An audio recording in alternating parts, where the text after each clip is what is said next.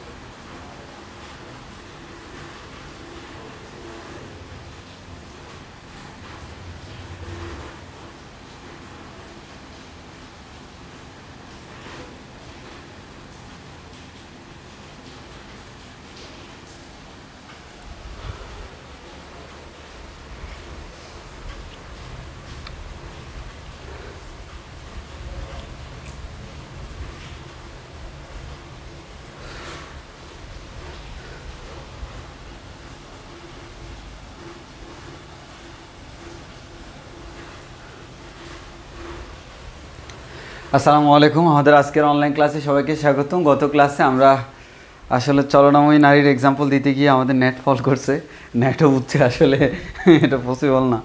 So then হচ্ছে আমরা আসলে ওই শুরুতে বেসিক আলোচনাগুলো করছিলাম, কিন্তু স্থিতিস্থাপকতার অনেকগুলো ডেফিনেশন পড়ানো কথা ছিল, এগুলো এই ডেফিনেশনগুলো গত ক্লাসে পড়াইতাম, কিন্তু সামহাও আমরা পড়াইতে পারি নাই। সমস্যা নেই, আমরা আজকেই পড়াবো। হ্যাঁ, আজকে আমরা পড়াবো। তো তোমরা যারা জয়েন করছো, আমার সাউন্ড এবং ভিডিও ক্লিয়ার কিনা একটু কনফার্ম করো। আমার সাউন্ড এবং ভিডিও ক্লিয়ার কিনা একটু কনফার্ম করো। যদি ক্লিয়ার হয় তাহলে আমি এখনই সামনের দিকে আগাচ্ছি। তো তোমাদেরকে আরেকটা কথা বলে রাখি, এখানে 1 2 3 4 5 6 7 8 9 10 11 11টা ডেফিনেশন আমরা শুরুতে পড়াবো। এই 11টা ডেফিনেশন পড়ানোর সময় তোমরা আসলে এগুলো নোট করতে পারবে না, অথবা প্রত্যেকটা যেমন স্থিতিস্থাপকতা আমি জাস্ট তোমাকে মুখে এক্সপ্লেন করবো ব্যাপারগুলো, কিন্তু কথা হচ্ছে আমরা গুছাই ডেফিনেশনটা লিখে দিব না, বইতে লেখা আছে। তোমরা আমি মেন কথাগুলো বলে দিব, তোমরা জাস্ট ডেফিনেশনগুলো বই থেকে লিখে নিতে হবে। সো তোমরা নোট করার সময় এখন যে কাজটা করতে পারো, কেউ যদি ক্লাস টাইমে নোট করো তাহলে এই যে প্রত্যেকটার জন্য 2 লাইন 3 লাইন করে ফাঁকা রাখতে পারো, অথবা তোমরা খাতায় রাফ করে রাখতে পারো এই যে এইগুলো। দেন হচ্ছে পরবর্তীতে ক্লাসের পরে তোমরা বই থেকে দেখে নোট করে নিবা। আমি হচ্ছে মেন কথাগুলো বলে দিব, স্নেহা ইসলাম ভিডিও একটু ঝাপসা, কই না তো, তোমার ওটা মনে হয় তোমার ওইখানকার প্রবলেম। ভিডিও কি ঝাপসা আজকে? আমি তো দেখতেছি একেবারে ক্লিয়ার।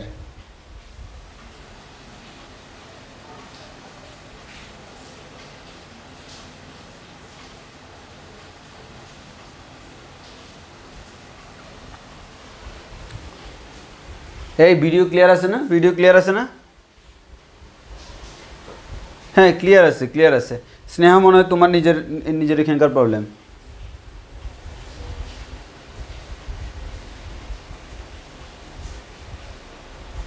আরে না, ফুল ক্লিয়ার আছে। কারো ঝাপসা হলে তাদের নিজস্ব নেট প্রবলেম। আমি তো এখানে ফুল ক্লিয়ার দেখতেছি, আমার ল্যাপটপে দেখা যাচ্ছে, বড় করে দেখা যাচ্ছে।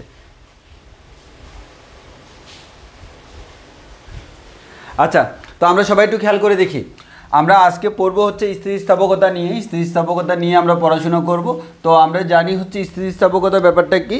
স্থিতিস্থাপকতা ব্যাপারটা হচ্ছে কোনো একটা বস্তুর উপর যদি আমরা সামহাও বিকৃত করি, কোনো একটা বস্তুকে বিকৃত করা মানে হচ্ছে তাকে চেঞ্জ করে দেওয়া। ফর এক্সাম্পল একটা রাবারকে টেনে লম্বা করলাম, তো এরকম, অথবা আমি চেপে সংকুচিত করে দিলাম।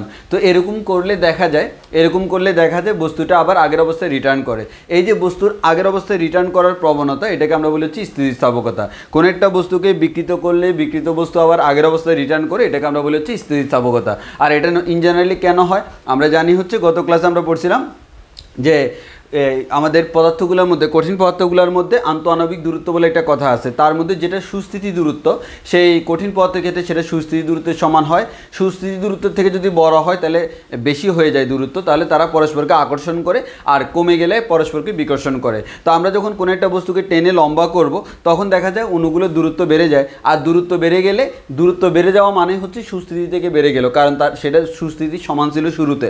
তো সুস্থিতি থেকে বেড়ে গেলে তখন দেখা যায় তারা একজন আরেকজনকে আকর্ষণ করে আবার আগের জায়গায় রিটার্ন চলে আসতে চায়। আবার সুস্থিতি থেকে কমে যখন সংকুচিত করি, তখন দেখা যায় তারা একজন আরেকজনকে বিকর্ষণ করে আবার আগের অবস্থায় রিটার্ন করতে চায়। সো এটাই হচ্ছে বস্তুর মধ্যে স্থিতিস্থাপকতা। তাহলে আমরা একটা কথা বলতে পারি, স্থিতিস্থাপকতা মানে হচ্ছে কোনো একটা বস্তুকে বিকৃত করাইলাম। হ্যাঁ, কোনো একটা বস্তুকে বিকৃত করলাম। বিকৃত মানে বুঝো তো, তাকে চেঞ্জ করে দেওয়া। বিকৃত করে দেওয়া মানে তাকে তার পারফেক্ট অবস্থা বা তার নর্মাল অবস্থা থেকে চেঞ্জ করে দেওয়া। এই কোনো একটা বস্তুকে বিকৃত করার পর আমি যদি তার পরিবর্তন করি, আমি তার আকারের পরিবর্তন করতে পারি, আকার বা আকৃতি বা আয়তনের পরিবর্তন করতে পারি, অথবা উভয়ের পরিবর্তন করতে, what ever any kind of পরিবর্তন আমি পরিবর্তন করলে বস্তু যে আবার আগের অবস্থায় রিটার্ন করে, এটাকে আমরা বলি হচ্ছে স্থিতিস্থাপকতা। এটা বুঝছি কিনা বলো? ইয়েস অর নো বলবা। একটু আমরা কুইকলি যাব, কারণ এখানে ম্যাক্সিমাম ডেফিনেশন তোমরা 9-10 থেকে পারার কথা, 9-10 থেকে তোমরা জানার কথা এখানে ম্যাক্সিমাম ডেফিনেশন। তাও আমাদের স্থিতিস্থাপকতা আমরা বুঝছি কিনা, ইয়েস অর নো একটু কুইকলি বলবা। স্থিতিস্থাপকতা আমরা বুঝছি কিনা?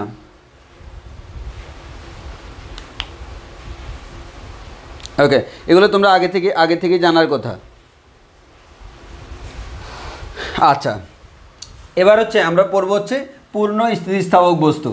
পূর্ণ স্থিতিস্থাপক বস্তু বলতে আমরা কি বুঝি? কোনো একটা বস্তু মনে করো তাকে আমি বিকৃত করলাম। এখন দেখা যায় হচ্ছে সাধারণত মনে করো কোনো একটা বস্তু, এই যে মনে করো এখান থেকে আমি কোনো একটা বস্তুকে হ্যাং করে রাখলাম। এখন এই বস্তুটাকে আমি টেনে মনে করো লম্বা করলাম।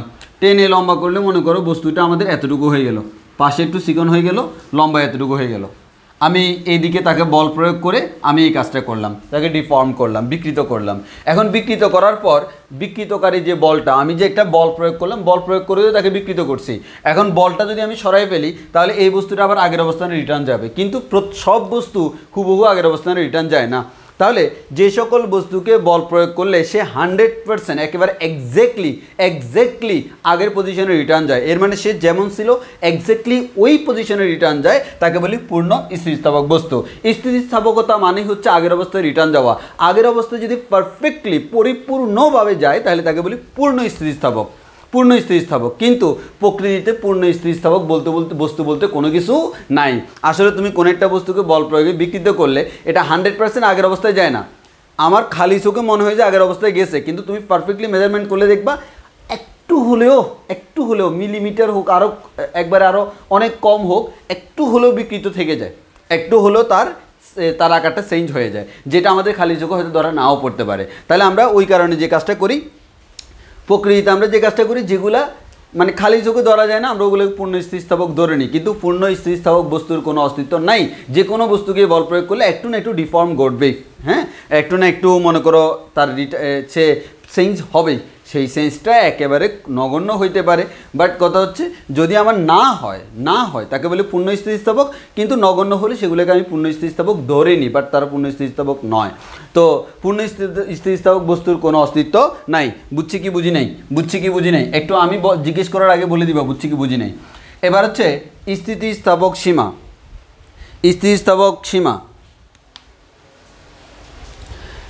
স্থিতিস্থাপক সীমাটা আমাদের কি, আমি কোনো একটা বস্তুকে বল প্রয়োগ করলে সে আবার আগের জায়গায় রিটার্ন করবে।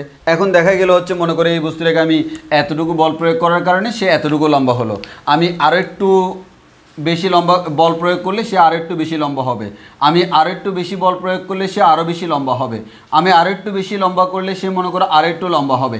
এভাবে আমি তাকে বল প্রয়োগ করতেই আসি। তো আমি মনে করো এখানে F1 পরিমাণ বল প্রয়োগ করে তাকে ছেড়ে দিলাম, সে আগের অবস্থায় গেল।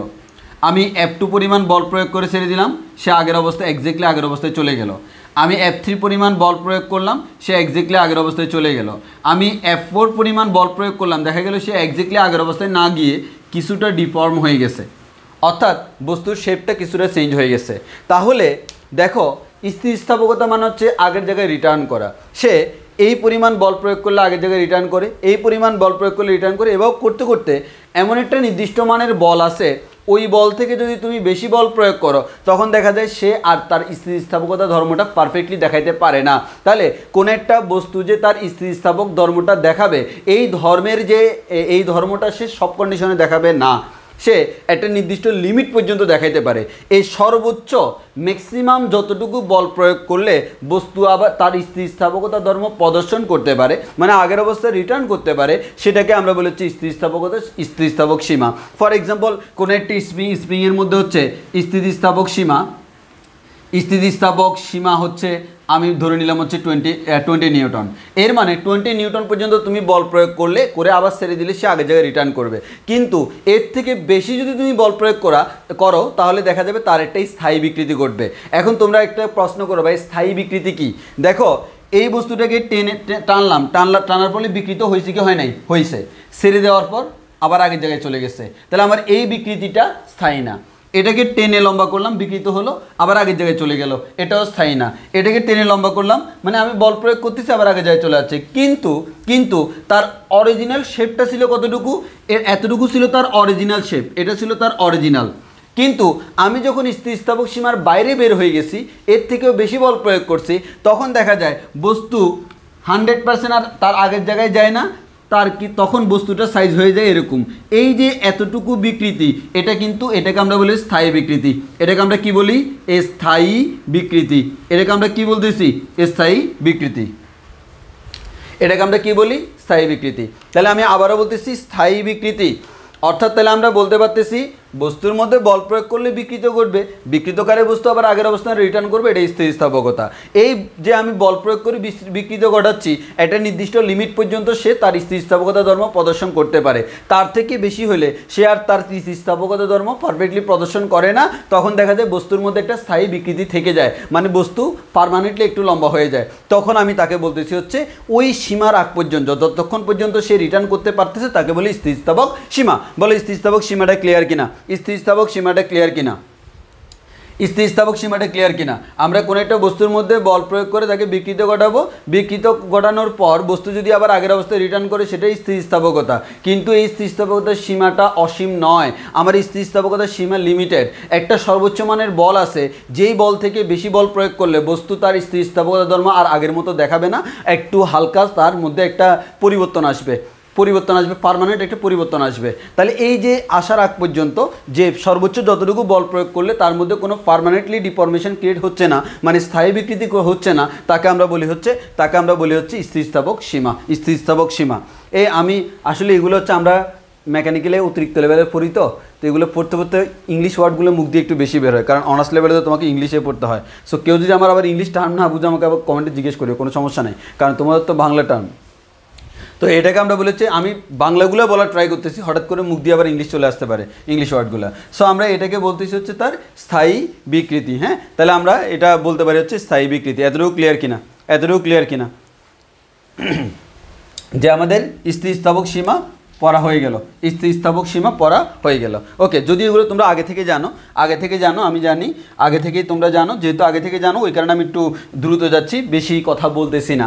এবার আসি হচ্ছে নমনীয় বা পূর্ণ প্লাস্টিক বস্তু। আচ্ছা, ছোটোবেলায় তোমরা কাদা নিয়ে খেলা করছো না? এই ছোটোবেলায় কাদা নিয়ে খেলা করছো কে? একবারে মনে করো আমি আর আমার বড় বোন তো মানে আমাদের বয়সের ডিফারেন্স কম ছিল, তো ছোটোবেলায় তো দুজনে ফিটাফিটি মারামারি চলতো সেই লেভেলের। তো কাদার দলা দিয়ে খেলা করতাম, আরও অনেক বাচ্চা কাচ্চা ছিল। তো যে কাজটা করতাম, কাদাকে নিয়ে এভাবে গোল স্লাইড বানাইতাম, একবার পাতলা করতাম, এরপরে এটাকে ঠাপাস করে মারতাম। মারার পর মাঝখানে যতটুকু ছিদ্র হবে এই ছিদ্র পর্যন্ত কাদা আরেকজন আমাকে দিতে হইতো, আমাকে এটা পুরাই দিতে হবে। হ্যাঁ, এই খেলাটা তোমরা খেলছো? আমি জানি না এই খেলাটা খেলছো কিনা। যারা খেলো নাই তাদের ছোটোবেলাটা খুবই অনুন্নত ছিল। আমি গ্রামের ছেলে তো, আর ছোটোবেলাটা খুবই ভালো কাটছিল, যে সারা দিন এসবের ভিতর ছিলাম। সো এভাবে ঠাপ্পাস করে মারতাম আর কাদা নিতাম। আমি ছোটোবেলায় কোনো খেলা বাদ থাকি না, কাদা খেলা, গোল্লা শুট, এটা সেটা। তারপর হচ্ছে সক্কার বোর্ড তো আছে, মানে কি বলে এগুলোর, সক্কার বোর্ডকে বাংলায় কি বলে? লুডু বলে। তারপর হচ্ছে গুটি খেলা না, গুটি। তারপর হচ্ছে লাফা, এই যে লাফা, এভাবে লাফা খেলে, আমি লাফা খেলাও খেলছি।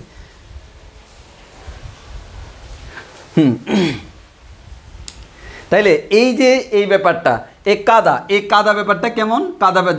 যারা কাদা দিয়ে খেলো নাই তারা তো অন্তত বাসায় রুটি যে বানায়, হ্যাঁ রুটি বানানোর যে কাই বলে, এই কাইটো চিনো, ওইটাকে একটু ধরে দেখিয়ে তো কাদার মতো না, ওরকম।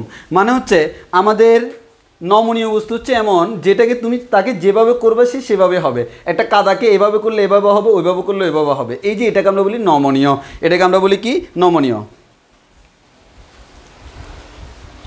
তাহলে নমনীয় বলতে আমরা কি বুঝতেছি? সেটা হচ্ছে, ভাই কেউ আবার হাসাহাসি করিও না, আমি তোমাকে যে নামগুলো বলছি এগুলো সবগুলো হচ্ছে গ্রামের ভাষা। এখন গ্রামে যেটা বলে, গ্রামে বলে লাফা, হ্যাঁ গ্রামে বলে হ্যাঁক। তো আমি কি করব? আমি তো এগুলোই জানি, এগুলোর শুদ্ধ টার্ম আমি জানি না। ও হ্যাঁকের শুদ্ধ টার্ম জানি কাদা। আচ্ছা, তো পূর্ণ দৃঢ় বস্তু বলতে আমরা কি বুঝতেছি? নমনীয় বা পূর্ণ প্লাস্টিক বস্তু। সো নমনীয় বা পূর্ণ প্লাস্টিক বস্তু বলতে যেটা বুঝতেছি সেটা হচ্ছে কোনো একটা বস্তুকে যে আমি বিকৃত করলাম বল প্রয়োগ করে, বিকৃত করার পর এটার আর কোনো হুঁশ নাই। মানে তুমি তারে বললা, যেমন মনে করো আমাদের সবার স্বপ্ন থাকে না, এখানে যারা ছেলেরা আছে তাদের একটা স্বপ্ন থাকে, তাদের বউটা এমন হবে, সে যেভাবে বললো সেভাবে হবে। সে বউকে বললো, বউ তুমি বসে থাকো, সে বসে থাকলো। বউ তুমি দাঁড়ায় থাকলো। বউ একটু হাসলো। বউ একটু কান্না করলো। বউ একটু কাছে আসলো। বউ একটু দূরে সরলো। এদেরকে আমরা বলি হচ্ছে নমনীয় বস্তু। কিন্তু বউরে বললো, এগুলো বলার পর বউ বললো তোর ঝাঁটার বাড়ি দিব, তুই এত অর্ডার দিস কেন? তখন এটা নমনীয় থাকবে না। সো বউ দুই প্রকার, একটা হচ্ছে নমনীয় আর একটা হচ্ছে অনমনীয়। সিমিলারলি জামাইয়ের ক্ষেত্রেও, মেয়েদের ক্ষেত্রে এটা স্বপ্ন থাকে, জামাইরে যা বলবো তা শুনবে। বলবো জামাই তোমার এই যে কি বলে, তোমার যে কার্ডটা আছে, কার্ডটা তুমি আজকে অফিসে নেওয়ার দরকার না, আমাকে দিয়ে দাও আর পাসওয়ার্ডটাও লিখে দাও। হ্যাঁ, তো এর সাথে লিখে দিল, কোনো জিজ্ঞেস করলো না কেন। এদেরকে আমরা বলি নমনীয় জামাই। হ্যাঁ, তো ব্যাপারটা হচ্ছে এরকম। হ্যাঁ, আমিও কিন্তু আমার নমনীয় জামাই। আমি কি করব? আমি হচ্ছে কার্ড তো আমার কাছে অনেকগুলো আছে, আমি এমন একটা কার্ড রাখবো যে কার্ডের লিমিট শেষ, মানে চাইলেও টাকা বের করা যাবে না, পাসওয়ার্ড শুদ্ধ দিয়ে যাব, আমি খুবই নমনীয়, পাসওয়ার্ড শুদ্ধ নিয়ে যাবো, নাও যত খুশি তুলো, কোনো সমস্যা নাই, খালি টাকা বের হবে না, ওইখানে লালবাতি জ্বালাবে। তারপর আসো, তাহলে এই যে নমনীয় ব্যাপারটা, এবার তুমি নিজেই চিন্তা করো তুমি নমনীয় নাকি অনমনীয়। যারা নিজেকে অনমনীয় দাবি করতেছো তোমাদের বিয়ে হবে না, বিয়ের আগে নিজেকে অনমনীয় দাবি করো, নমনীয়। আমি যেমন বলতেছি আমি খুবই নমনীয়।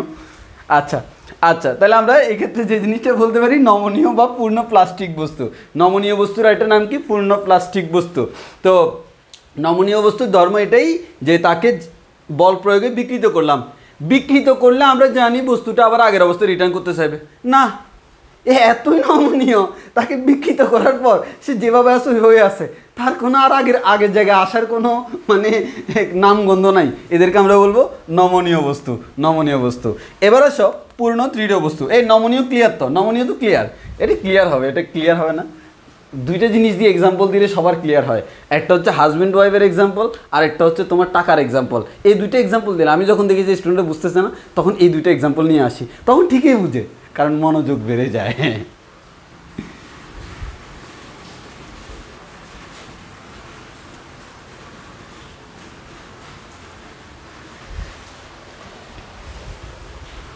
এই হাজব্যান্ড ওয়াইফের এক্সাম্পল আর টাকার এক্সাম্পল হচ্ছে আমার হাতিয়ার পড়াশোনা করানোর ক্ষেত্রে। না বুঝলে এটা দিয়ে বুঝাবো, তখন সবাই বুঝে। আই ডোন্ট নো, এমনি বুঝে না, ওটা বললে কেন বুঝে? কি দুষ্ট বলা পারেন। এবার হচ্ছে পূর্ণ দৃঢ় বস্তু। তোমরা অনেক সময় এই দুইটার মধ্যে ঝামেলা করে ফেলো। একটা হচ্ছে পূর্ণ দৃঢ় বস্তু, একটা হচ্ছে পূর্ণ স্থিতিস্থাপক বস্তু। পূর্ণ স্থিতিস্থাপক বস্তু মানে হচ্ছে বল প্রয়োগ করার পর তাকে বল প্রয়োগ করার পর বলটা অপসারণ করলে সে আবার এক্স্যাক্টলি আগের জায়গায় রিটার্ন করবে। আর পূর্ণ দৃঢ় বস্তু মানে হচ্ছে এটা এত দৃঢ় যে, এত শক্ত যে তাকে বল প্রয়োগ করার পর কোনো বিকৃতই ঘটে না। মানে বল প্রয়োগ করে তার বিকৃতই ঘটানো যায় না। আগের জায়গায় রিটার্ন করা তো পরের কথা, বল প্রয়োগ করে তুমি তাকে রিটার্ন মানে বিকৃত করাইতেই পারবা না। এখানে তো কি দেখছিলাম, একটা রাবার টেনে লম্বা করলাম, আবার আগের জায়গায় চলে গেল। এখানে হচ্ছে এরকম না, এটা লোহা এত শক্ত, বল প্রয়োগ করেই বিকৃত করা যাচ্ছে না। তো প্রকৃতিতে যেরকম পূর্ণ স্থিতিস্থাপক বস্তু বলতে কোনো বস্তু নাই, প্রকৃতিতে পূর্ণ দৃঢ় বস্তু বলতেও কোনো দৃঢ় বস্তু নাই। পূর্ণ দৃঢ় বস্তু নাই। পূর্ণ দৃঢ় বস্তু মানে হচ্ছে কি, যে বস্তুটা এত বেশি দৃঢ়, দৃঢ় মানে শক্ত, যে তাকে বল প্রয়োগ করে বিকৃত ঘটানো যায় না। মানে তুমি বল প্রয়োগ করবে, তার মধ্যে বিকৃত ঘটবেই না, আবার রিটার্ন আসা তো পরের কথা। এদেরকে আমরা বলি পূর্ণ দৃঢ় বস্তু। প্রকৃতিতে তুমি যত শক্ত মেটালই নাও না কেন, তাকে বল প্রয়োগ করলে অতিরিক্ত বল প্রয়োগ করলে একটু না একটু বিকৃতি ঘটবেই। সো এক্ষেত্রে তোমার বলার অধিকার নেই যে পূর্ণ দৃঢ় বস্তু আছে। আসলে পূর্ণ দৃঢ় বস্তু বলতে কোনো বস্তুই নেই। তো আমরা সাধারণত যেগুলো একটু শক্ত তাদেরকে দৃঢ় বস্তু হিসেবে চিন্তা করি।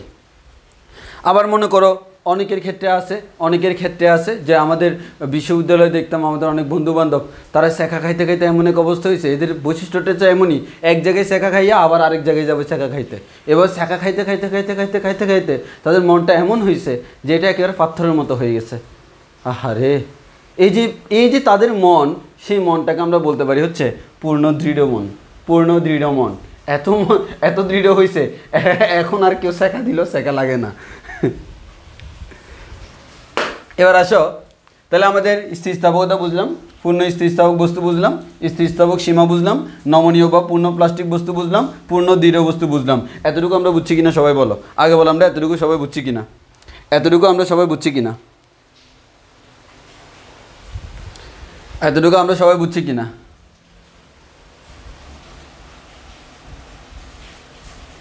হাসান ইশরাক, লোহা তো হয়। আরে ভাই, লোহা তো একটু শক্ত। আমি তো বলছি পূর্ণ দৃঢ় বস্তু বলতে কোনো বস্তু নাই।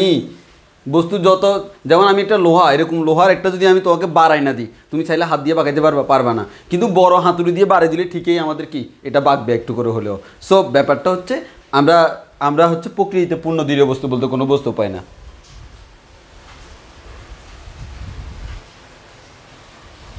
একটু বুঝছি না? আচ্ছা, এবার পড়বো হচ্ছে আমাদের অত্যন্ত ইম্পর্টেন্ট টার্ম, যে টার্ম দুইটা নিয়ে আমরা সবচেয়ে বেশি আলোচনা করব।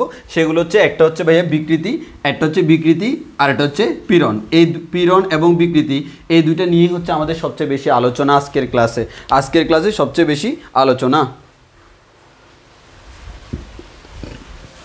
তাহলে সবাই একটু মনোযোগ দিয়ে খেয়াল করো বিকৃতি ব্যাপারটা কি। হ্যাঁ, বিকৃতি ব্যাপারটা কি, তো আমরা আলোচনা করব বিকৃতি নিয়ে। আমার মনে হয় আমি উপরের জিনিসগুলো মুছে ফেলি, এই ডেফিনেশনগুলো মুছে ফেলি। আমাদের এবার আলোচনার বিষয়বস্তু হচ্ছে বিকৃতি। আমাদের এইদিকে আমি এই জিনিসটাকে একটু আলাদা করে রাখি, হ্যাঁ, কারণ এগুলো মুছবো না, এগুলো আস্তে আস্তে একটা পড়াবো। প্রথমে আমরা আলোচনা করবো হচ্ছে বিকৃতি নিয়ে। একটু মনোযোগ দিতে হবে, এই বিকৃতি নিয়ে তোমাদের একটু মনোযোগী হতে হবে, মনোযোগী হতে হবে। বিকৃতি ব্যাপারটা কি? বিকৃতি ব্যাপারটা কি? বিকৃতি ব্যাপারটা হচ্ছে কোন একটা বস্তুর মধ্যে একক মাত্রায় মাত্রা পরিবর্তন। একটু একটু আমরা বলে রাখি, বিকৃতি হচ্ছে একক মাত্রায় মাত্রা পরিবর্তন, একক মাত্রায় মাত্রা পরিবর্তন। তো আমরা একটা এক্সাম্পল দিয়ে ব্যাখ্যা করলে ব্যাপারটা খুবই ইজিলি ক্লিয়ার হবে। তো আসো এক্সাম্পলটা আমি কি দিচ্ছি, এক্সাম্পলটা দিচ্ছি হচ্ছে, মনে করো আমার কাছে একটি স্প্রিং আছে, আমার কাছে একটা স্প্রিং আছে, এই যে এই অবস্থা, জাস্ট এই অবস্থা, এটা হচ্ছে ইনিশিয়াল অবস্থা। এই স্প্রিংটাকে আমি বল প্রয়োগ করার কারণে আমি এই স্প্রিংটাকে কি করব? বল প্রয়োগ করব। বল প্রয়োগ করা মানে হচ্ছে আমি বল ডাইরেক্টলি প্রয়োগ করতে পারি, অথবা নিচে কোনো একটা ভার বা ওজন ঝুলিয়ে দিতে পারি। এক কথায় যেটাই করো না কেন নিচে দিয়ে একটা বল প্রয়োগ হবে। বল প্রয়োগ হলে স্প্রিংটা লম্বা হবে। এখন স্প্রিংটা লম্বা হয়ে এসে এরকম হলো, একটু মনোযোগ দিয়ে খেয়াল করো, এই স্প্রিংটা দেখতে এরকম হলো, এই স্প্রিংটা এরকম হয়ে গেল। তাহলে একটু মনোযোগ দিয়ে খেয়াল করো, একটু মনোযোগ দিয়ে খেয়াল করো। আমি যদি বলি এই স্প্রিংটার যে আদি দৈর্ঘ্য, এটা হচ্ছে স্প্রিংটার আদি দৈর্ঘ্য, তার যে আদি দৈর্ঘ্য, সেই আদি দৈর্ঘ্যটাকে আমরা নাম দিলাম হচ্ছে মনে করো এল। আদি দৈর্ঘ্যকে নাম দিলাম কি? বড় হাতের এল। আদি দৈর্ঘ্যকে নাম দিলাম হচ্ছে বড় হাতের এল। আর এখন যদি আমি চিন্তা করি স্প্রিংটা এই এফ পরিমাণ বল প্রয়োগ করার কারণে সে কতটুকু লম্বা হয়েছে? সে এই পরিমাণ লম্বা হয়েছে। তুমি আরও বেশি বল প্রয়োগ করলে আরও বেশি লম্বা হইতো। একটা নির্দিষ্ট বলের জন্য সে এতটুকু লম্বা হলো, এটাকে নাম দিলাম ছোটো হাতের এল। ছোটো হাতের এল মান হচ্ছে সে কতটুকু বিকৃত হলো, বিকৃতির পরিমাণ, অর্থাৎ সে কতটুকু বিকৃত হলো। তাহলে আমরা বলতে পারলাম সে কতটুকু বিকৃত হলো। বা সিম্পল কথা হচ্ছে তার আদি দৈর্ঘ্য ছিল এল, আর তার একটা নির্দিষ্ট পরিমাণ বল প্রয়োগ করলে সে বিকৃত হলো এল পরিমাণ। তাহলে আমি যদি বলি সে যে বিকৃত হয়েছে, এই ব্যাপারটাকে আমরা এভাবে বলতে, সে যে বিকৃত হয়েছে এই ব্যাপারটাকে আমরা এভাবে বলতে পারি না? এল দৈর্ঘ্যের কোন একটা স্প্রিং, এল দৈর্ঘ্যে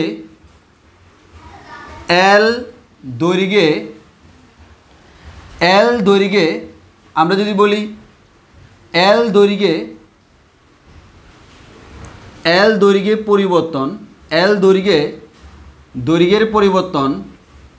দৈর্ঘ্যের পরিবর্তন সমান হচ্ছে ছোট হাতের এল। তাহলে একক দৈর্ঘ্যের পরিবর্তন কত? ছোট হাতের এল বাই বড় হাতের এল। এই যে একক দৈর্ঘ্যের পরিবর্তন, এটাকে আমরা বলতেছি তার জন্য দৈর্ঘ্য বিকৃতি। আমরা একটু পরে ক্লাসিফিকেশনে গেলে দেখব দৈর্ঘ্য বিকৃতি, আয়তন বিকৃতি, কৃন্তন বিকৃতি।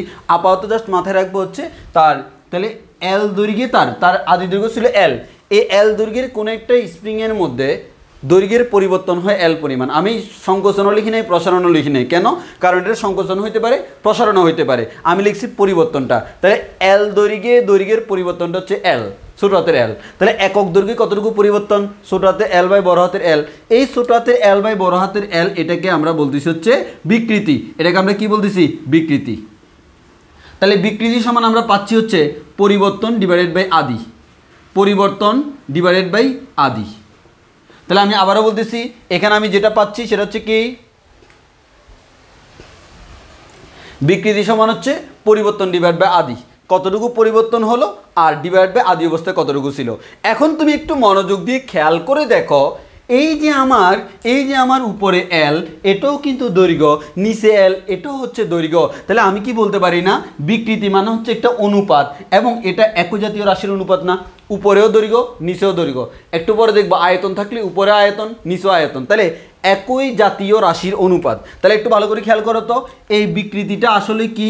এই বিকৃতিটা হচ্ছে একই জাতীয় রাশির অনুপাত, একই জাতীয় রাশির অনুপাত। তো একই জাতীয় রাশির অনুপাত তুমি যদি এবার একক বের করো, উপরে পরিবর্তন হচ্ছে 0.3 মিটার, নিচে হচ্ছে আদি দৈর্ঘ্য 3 মিটার। তাহলে মিটার মিটার কাটাকাটি, এর মানে বিকৃতির কোনো একক নাই। তাহলে আমরা বলতে পারি হচ্ছে বিকৃতির কোনো একক নাই, বিকৃতির কোনো একক নাই, একক ও মাত্রা নাই, একক ও মাত্রা নাই। তাহলে বিকৃতি এমন একটা টার্ম যার কোনো এককও নাই, যার কোনো মাত্রাও নাই। বিকৃতি এমন একটা টার্ম যার কোনো এককও নাই, যার কোনো মাত্রাও নাই, যার কোনো একক নাই, যার কোনো মাত্রা নাই। এটাকে আমরা বলতেছি হচ্ছে বিকৃতি, এটাকে আমরা বলতেছি হচ্ছে বিকৃতি। তাহলে যার কোনো এককও নাই, যার কোনো মাত্রাও নাই, তাকে আমরা বলি হচ্ছে বিকৃতি। বিকৃতি হচ্ছে একই জাতীয় দুইটি রাশির অনুপাত, একই জাতীয় দুইটি রাশির অনুপাত।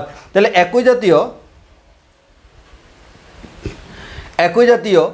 জাতীয় দুটি রাশির যে অনুপাত তাকে আমরা বলতেছি হচ্ছে বিকৃতি। একই জাতীয় রাশির অনুপাত তাকে আমরা বলতেছি হচ্ছে বিকৃতি। তাহলে আমাদের একক মাত্রায় মাত্রা পরিবর্তন। একজন বললো ভাইয়া পাহাড় তো বাঁকে না, তুমি পাহাড়ে কেন আসতেছো? দেখো একটু আগে যে আমি তোমাকে কাদার এক্সাম্পল দিছি নমনীয় বস্তুর মধ্যে, এটা তো রসিকতা করে দিছি। আমরা তো এখানে মেটাল নিয়ে আলোচনা করতেছি, আমরা এখানে আলোচনা করতেছি বিভিন্ন ধরনের মেটাল নিয়ে, হ্যাঁ, বিভিন্ন ধরনের মেটাল বা আমাদের কম্পোজিট মেটাল মিশ্রিত সংকর ধাতু বিভিন্ন ধরনের এই ব্যাপারগুলো আলোচনা নিয়ে করতেছি। বাট ওইটা তো আমি জাস্ট কথার কথা বলছি, তোমরা সেটাকে সিরিয়াসলি কেন নিচ্ছ? আচ্ছা, তাহলে আমরা ব্যাপারটা বুঝছি কিনা? বিকৃতি মানে হচ্ছে তার একক মাত্রায়, যেমন আমি এক্ষেত্রে দৈর্ঘ্যের ক্ষেত্রে বলতে পারি একক দৈর্ঘ্যে কতটুকু পরিবর্তন হলো, এক একক দৈর্ঘ্যে তার কতটুকু পরিবর্তন হয়। আমরা জানি তার কিসের পরিবর্তন হয়, তার দৈর্ঘ্যের পরিবর্তন হয়। তাই একক দৈর্ঘ্যে কী পরিবর্তন হয় তাকে আমরা বলি তার বিকৃতি। একক দৈর্ঘ্যে কতটুকু পরিবর্তন হয় তাকে বলি বিকৃতি, একক দৈর্ঘ্যে কতটুকু পরিবর্তন হয় তাকে বলি বিকৃতি। এই যে ব্যাপারটা, এই ব্যাপারটা পুরোটা আমি বলছি হচ্ছে তোমাকে বোঝানোর জন্য এক্সাম্পল হিসাবে। এটা আমরা এক্সাম্পল হিসেবে বুঝাইছি, এক্সাম্পল হিসেবে বলছি। এবার আমরা বইয়ের মতো করে তোমাকে ব্যাপারটা বুঝাই। আগে বলো এই ব্যাপারটা আমরা বুঝছি কিনা, আগে বলো এই ব্যাপারটা আমরা বুঝছি কিনা। অর্থাৎ কোনে আমি তো এখানে দৈর্ঘ্য দিয়ে দেখাইছি, কিন্তু বিকৃতি তো শুধু দৈর্ঘ্যের ক্ষেত্রে না। আমরা একটু পর সামনে যখন যাব তখন দেখব বিকৃতি তিনটা ক্ষেত্রে প্রযোজ্য, দৈর্ঘ্যের ক্ষেত্রে, আয়তনের ক্ষেত্রে, আকৃতির ক্ষেত্রে। তাহলে আমি তো বিকৃতি যখন বলতেছি এটা তো সবাইকে মিন করতেছে। সো তুমি দৈর্ঘ্য দিয়ে বলতে পারবা না, তুমি আয়তন দিয়ে বলতে পারবা না, তুমি আকৃতি দিয়ে বলতে পারবা না, তোমাকে একসাথে বলতে হবে। একসাথে বলতে গেলে আমরা বলতে পারি মাত্রা। দৈর্ঘ্যের যখন দৈর্ঘ্য একটা মাত্রা, আয়তনের জন্য আয়তন একটা মাত্রা, আকারের জন্য আকার একটা মাত্রা, তাহলে আমরা মাত্রা দিয়ে বলবো। আগে বলে এতটুকু বুঝছি কিনা?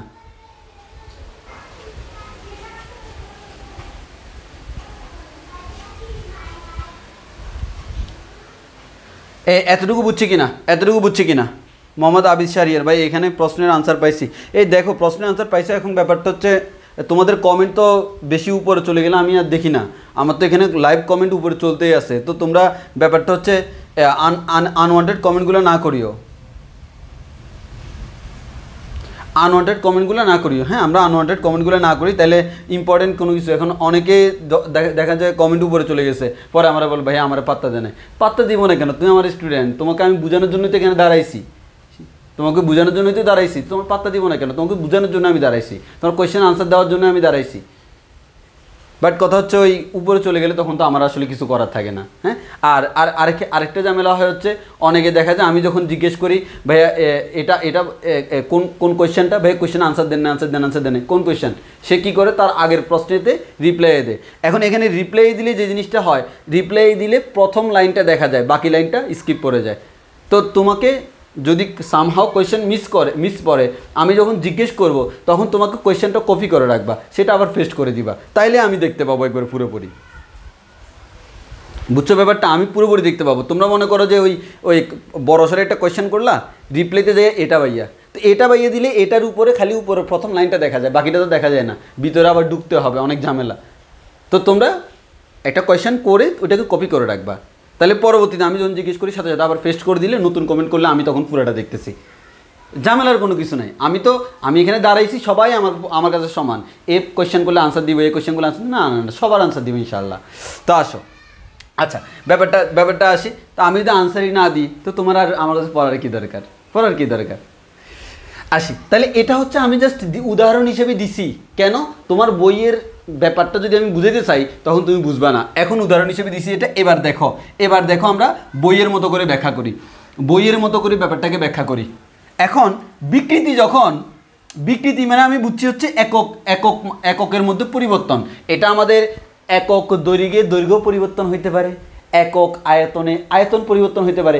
এক কথায় তার যে টার্মটা নিয়ে আলোচনা করতেছি এককের মধ্যে তার কতটুকু পরিবর্তন, এটাই তো। হ্যাঁ, এবার দেখো জাস্ট আমি বুঝলাম হচ্ছে কোণেরটা বস্তু, এই কোণেরটা বস্তু জাস্ট এরকম দিলাম, তার আদি যে মাত্রা এটা হচ্ছে আদি মাত্রা, তাহলে আমি বললাম তার আদি মাত্রা, আদি মাত্রা, আদি মাত্রা হচ্ছে এ, আদি মাত্রা হচ্ছে এ। এখন তুমি এই বস্তুটার মধ্যে বল প্রয়োগ করলা, বল প্রয়োগ করার পরে তার মাত্রা হয়ে গেল এতটুকু, এটা হচ্ছে শেষ মাত্রা, এটা হচ্ছে শেষ মাত্রা। আর মাঝখানে যেটা এটা হচ্ছে মাত্রার পরিবর্তন, যেমন আমি এখানে বলতে পারি এটাকে আমি নাম দিচ্ছি হচ্ছে বি, বি মাইনাস এ, এটাকে আমরা বলতেছি হচ্ছে কি মাত্রার পরিবর্তন, এটাকে আমরা কি বলতেছি মাত্রার পরিবর্তন, মাত্রার পরিবর্তন। কারণ এখন এখানে দেখো আমি মাত্রা কথাটা কেন ইউজ করছি, কারণ তো আমার এটা দৈর্ঘ্য হইতে পারে, আয়তন হইতে পারে, হোয়াট এভার, আমরা জাস্ট ওই জন্য বলতেছি মাত্রা, তাহলে সবার মাত্রা চলে আসতেছে। এই মাত্রা মানে স্পেসিফিকলি কাউকে মিন করতেছে না, এই মাত্রা মানে হচ্ছে যার যেটা দরকার সেটাই। তো আমরা সিটেঙ্গা ভাষায়, সিটেঙ্গারা মনে করো ওই যে যারা সিটেঙ্গার বাইরে তারা জানবে না, সিটেঙ্গারা যে কাজটা করে কোনো কিছু মনে করো বলতে চাইলে যখন মাথায় আসে না, অনেক সময় এরকম আসে না, বলতে চাইছি কী না বলতে চাইছি কী জানি বলতে চাইছি মাথায় আসে না, তাহলে আরে গেয়া আর কি গেয়া গেয়া গেয়া, ওরা নবুঝুক গেয়া গেয়া, ওই যে গেয়া গেয়া গেয়া, আরে আরে ভাই গেয়া আর কি গেয়া, এই গেয়া মানে হচ্ছে সিটেঙ্গাদের ভাষায় এটা হচ্ছে মানে আমি যেটা বলতে চাচ্ছি সেটা, ওই যে যেটা মিন করতেছি সেটা, কিন্তু ওই যে মানে এখন গেয়া বললে তোমার বুঝে নিতে হবে আসলে সে কী মিন করছে, ব্যাপারটা হচ্ছে এরকম। এই মাত্রা বললে এটা সব কিছু মিন করে, তুমি যেটা চাও সেটা, তুমি যেটা চাও সেটা, বুঝছো?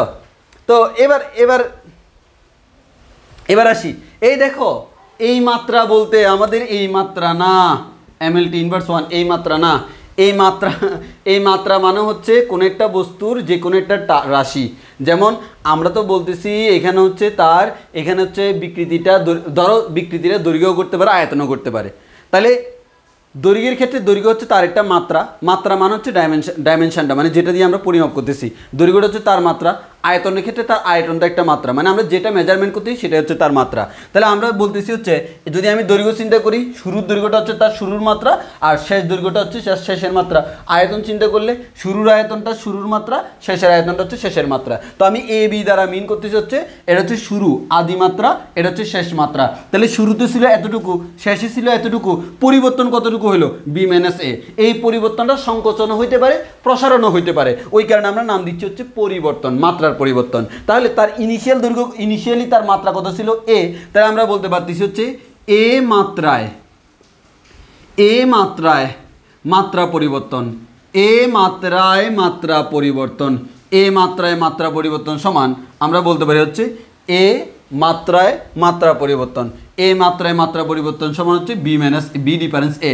ডিফারেন্স চিহ্ন দিচ্ছি কারণ এটা সংকোচন হইতে পারে, প্রসারণও হইতে পারে, কারণ সংকোচন হলে তো শেষেরটা ছোটো হয়ে যাবে, আর প্রসারণ হলে শেষেরটা বড় হয়ে যাবে, এক কথায় বড় থেকে ছোট বিয়োগ করব। তাহলে একক মাত্রায় তার মাত্রা পরিবর্তন হচ্ছে B minus B difference A divided by A, এটাকে আমরা বলতেছি বিকৃতি, এটাকে আমরা বলতেছি বিকৃতি। বিকৃতি সমান তুমি বইতে দেখবে এবার লেখা আছে B minus A divided by এ।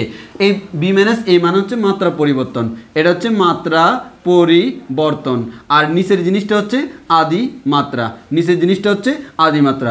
একটু পরে আমরা তো আগে বিকৃতির ডেফিনেশনটা পড়ছি, একটু পরে আমরা এটাকে ব্রডলি ক্লাসিফাই করব, ব্রডলি ক্লাসিফাই করবো আর একটু পরে। আগে আমরা এতটুকু বুঝছি কিনা বলি, আগে আমরা এতটুকু বুঝছি কিনা বলি, এতটুকু বুঝছি কিনা। তাহলে দেখো আমরা বুঝলাম হচ্ছে কি, এই যে তোমার বইতে লেখা দেখবা বিকৃতি হচ্ছে কোনো একটা বস্তুর একক মাত্রায় মাত্রা পরিবর্তন। এই একক মাত্রায় মাত্রা পরিবর্তন বলতে কি বোঝাচ্ছে, আর আমরা এখানে বিকৃতি হচ্ছে একই জাতীয় দুইটি রাশির অনুপাত হয়, এটার কোনো এককও নাই, মাত্রাও নাই। আজান শেষ হোক।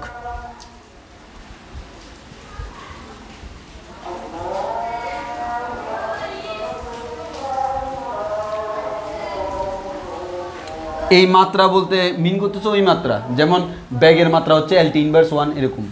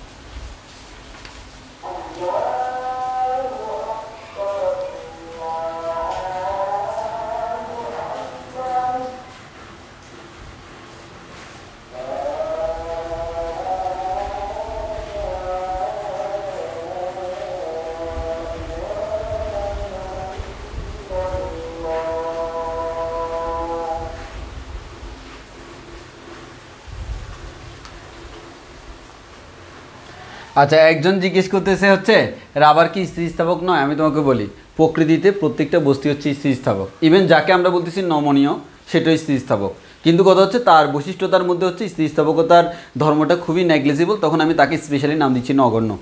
সো রাবারও স্থিতিস্থাপক, ইস্পাতও স্থিতিস্থাপক, লোহাও স্থিতিস্থাপক, স্প্রিংও স্থিতিস্থাপক। তাহলে এদের মধ্যে পার্থক্যটা কোন জায়গায়?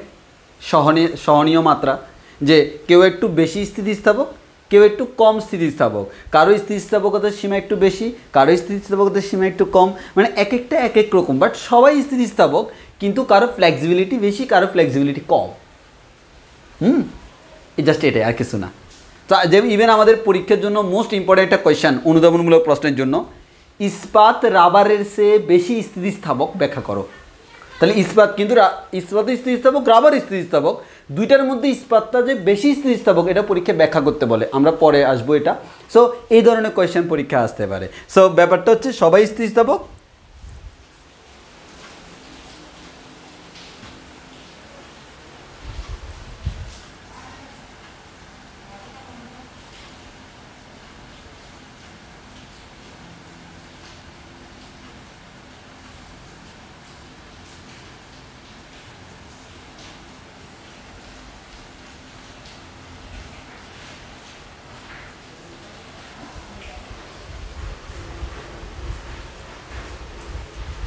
এই ভিডিও থেকে কোনো প্রবলেম করতেছে?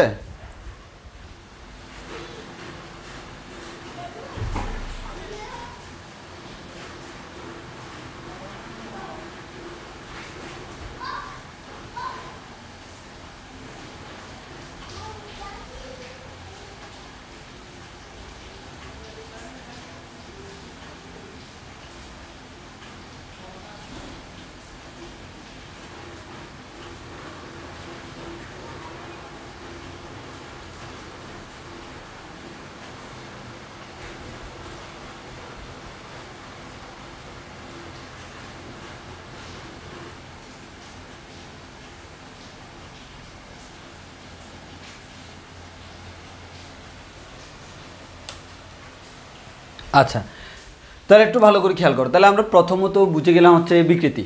এবার আসে আমরা পড়ব হচ্ছে বিকৃতির প্রকারভেদ। এখন এই যে বিকৃতি জিনিসটা কি সেটা আমরা জেনে গেলাম, বিকৃতি ব্যাপারটা কি সেটা আমরা একটু জেনে গেলাম, এবং পাশাপাশিও আরেকটা ইম্পর্টেন্ট কথা লিখে রাখবা, বিকৃতি হচ্ছে একটা স্কেলার রাশি। এই বিকৃতি হচ্ছে একটা স্কেলার রাশি, এর মানে হচ্ছে এর শুধুমাত্র মান আছে কিন্তু কোনো দিক নেই। তাহলে আমরা দেখলাম হচ্ছে বিকৃতি হচ্ছে একক মাত্রায় মাত্রা পরিবর্তন। এখন বিকৃতি একটি মাত্রাহীন রাশি। কেন কেন মাত্রাহীন, কেন এককহীন? কারণ একই জাতীয় দুইটি রাশির অনুপাত, একই জাতীয় হওয়ার কারণে উপরের একক নিচে একক কাটাকাটি, উপরের মাত্রা নিচের মাত্রা কাটাকাটি, ওই কারণে হচ্ছে বিকৃতি হচ্ছে তোমার একই জাতীয় দুটি রাশির অনুপাত। এরপর হচ্ছে বিকৃতি হচ্ছে একটা স্কেলার রাশি, বিকৃতি হচ্ছে একটা স্কেলার রাশি। এতটুকু আমাদের সবার ক্লিয়ার? এতটুকু ক্লিয়ার? এবার হচ্ছে বিকৃতির মনে করো কোনো একটা বস্তুর বিকৃতি 0.005, এটা বলতে কি মিন করে?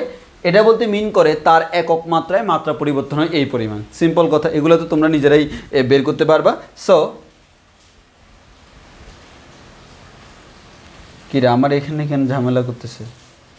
এই তোমরা ভিডিও শিওরলি ক্লিয়ারলি দেখতে পাচ্ছ?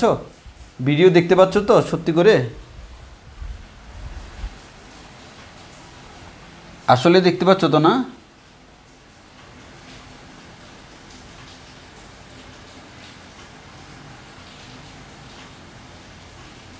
আমার এখানে কেন ভিডিও দেখা যায় না?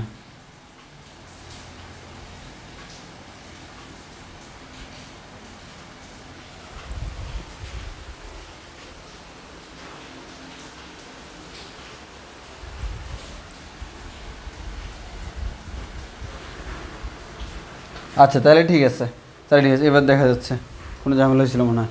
আচ্ছা ঠিক আছে, তাহলে আমরা যে জিনিসটা বুঝলাম ক্লিয়ার। তাহলে আমার এখানে একটু প্রবলেম হয়েছিল। আচ্ছা ঠিক আছে ওকে। না, ল্যাপটপে নেট ডিস্টার্ব করে না। ল্যাপটপ হচ্ছে আসলে ওই ল্যাপটপে হচ্ছে তোমার 5 গিগাহার্টজ সাপোর্ট করে না। আমার ফোনে হচ্ছে 5 গিগাহার্টজ সাপোর্টেড, যার কারণে আমি ফোনের ওয়াইফাই স্পিডটা হচ্ছে 5 গিগাহার্টজের, যেটা হচ্ছে খুবই হাই স্পিডের। ওকে, আচ্ছা, তাহলে এবার আসি আমরা বিকৃতির বিভিন্ন প্রকারভেদ দেখব। বিকৃতির বিভিন্ন প্রকারভেদ দেখব। এখন আসো বিকৃতির প্রকারভেদ। বিকৃতির প্রকারভেদ, বিভিন্ন ধরনের বিকৃতি আমাদের থাকে। সো আমাদের 3 ধরনের বিকৃতি সাধারণত থাকে, সেই 3 ধরনের বিকৃতি নিয়ে আমরা আলোচনা করব। এবার আসো বিকৃতির প্রকারভেদ। তাহলে আমরা বলতে পারবো বিকৃতি 3 প্রকার। বিকৃতি 3 প্রকার।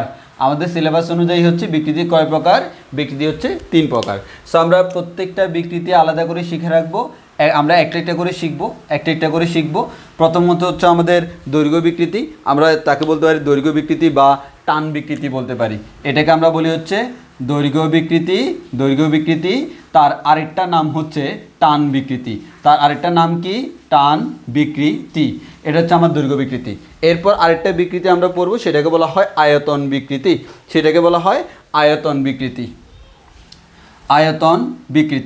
আয়তন বিকৃতি।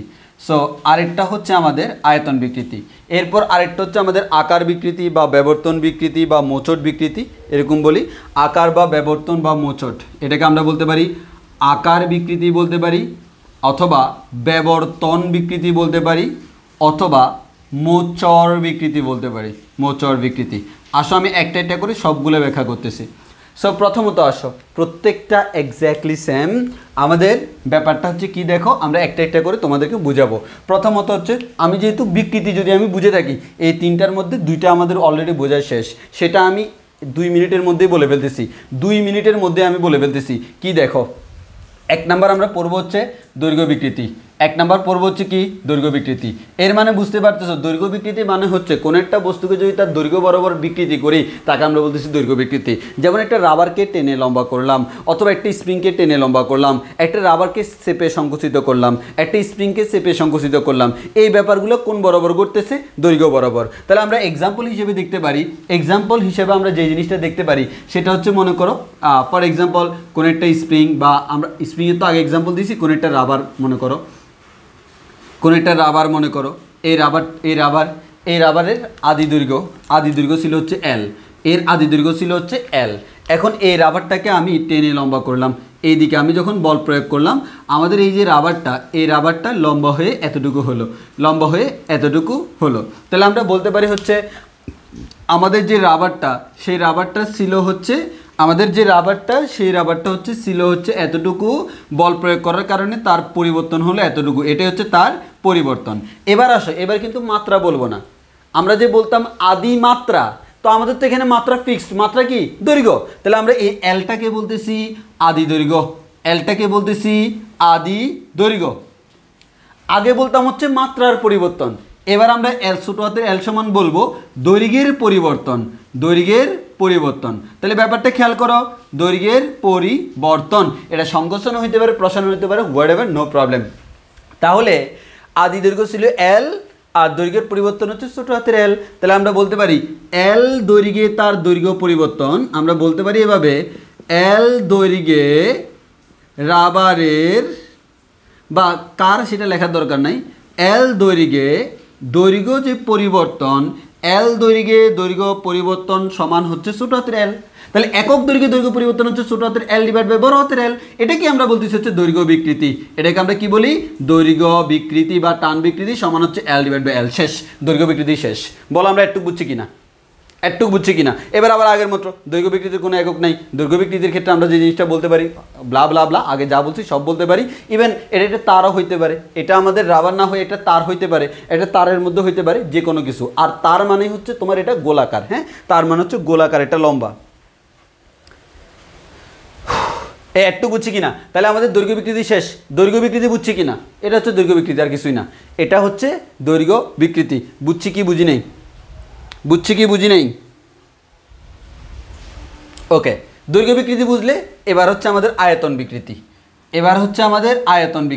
তাহলে আমাদের দেখো, এবার হচ্ছে আমরা পড়বো হচ্ছে আয়তন বিকৃতি।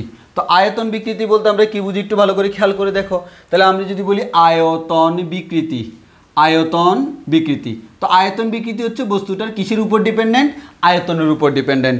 মনে করো কোনো একটা বস্তুর আদি আয়তন ছিল এতটুকু, এটা ছিল হচ্ছে বস্তুর, এটা একটা গোলাকার মনে করো বস্তু, এটা হচ্ছে তার আদি আয়তন। এই আদি আয়তনটাকে আমি নাম দিচ্ছি হচ্ছে বড় হাতের বি।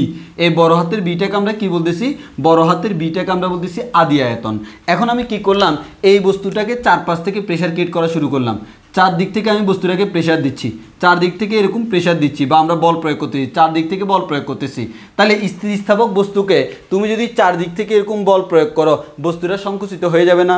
জি ভাইয়া, এটা সংকুচিত হয়ে মনে করো এতটুকু হয়ে গেল, এটা সংকুচিত হয়ে মনে করো এতটুকু হয়ে গেল। এই যে এটা সংকুচিত হয়ে এতটুকু হয়ে গেল, ব্যাপারটা হয় না কেন, এটা সংকুচিত হয়ে এতটুকু হয়ে গেল, তাহলে এটা সংকুচিত হয়ে এতটুকু হইল, তাহলে তার আদি আয়তন ছিল কি, বি সমান হচ্ছে তার আদি আয়তন, বি সমান হচ্ছে তার আদি আয়তন। এখন আয়তনের পরিবর্তন কোনটা, দেখো সে শুরুতে ছিল এত বড়, বল প্রয়োগ করার পর হয়ে গেল এত ছোট, এর মানে আয়তন কমে গেল। কিন্তু আয়তন কতটুকু কমছে,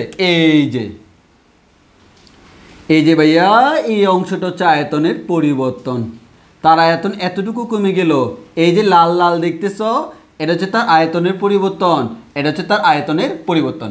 এটাকে আমরা বলতেছি ছোট হাতের বি, ছোট হাতের বি আয়তনের পরিবর্তন। তাহলে ছোট হাতের বি সমান হচ্ছে আয়তনের পরিবর্তন, আয়তনের পরিবর্তন, আয়তনের পরিবর্তন, আয়তনের পরিবর্তন। তাহলে এই ছোট হাতের বিটাকে বলতেছে আয়তনের পরিবর্তন। এবার আবার আগের মতো বি আয়তনে আয়তন পরিবর্তন, বি আয়তনে আয়তন পরিবর্তন ছোট হাতের বি। তাহলে একক আয়তনে আয়তন পরিবর্তন হচ্ছে ছোট হাতের বি বাই বড় হাতের বি। তাহলে আমরা বলতেছি সুতরাং আয়তন বিকৃতি সমান হচ্ছে, আয়তন বিকৃতি সমান হচ্ছে ছোট হাতের বি বাই বড় হাতের বি।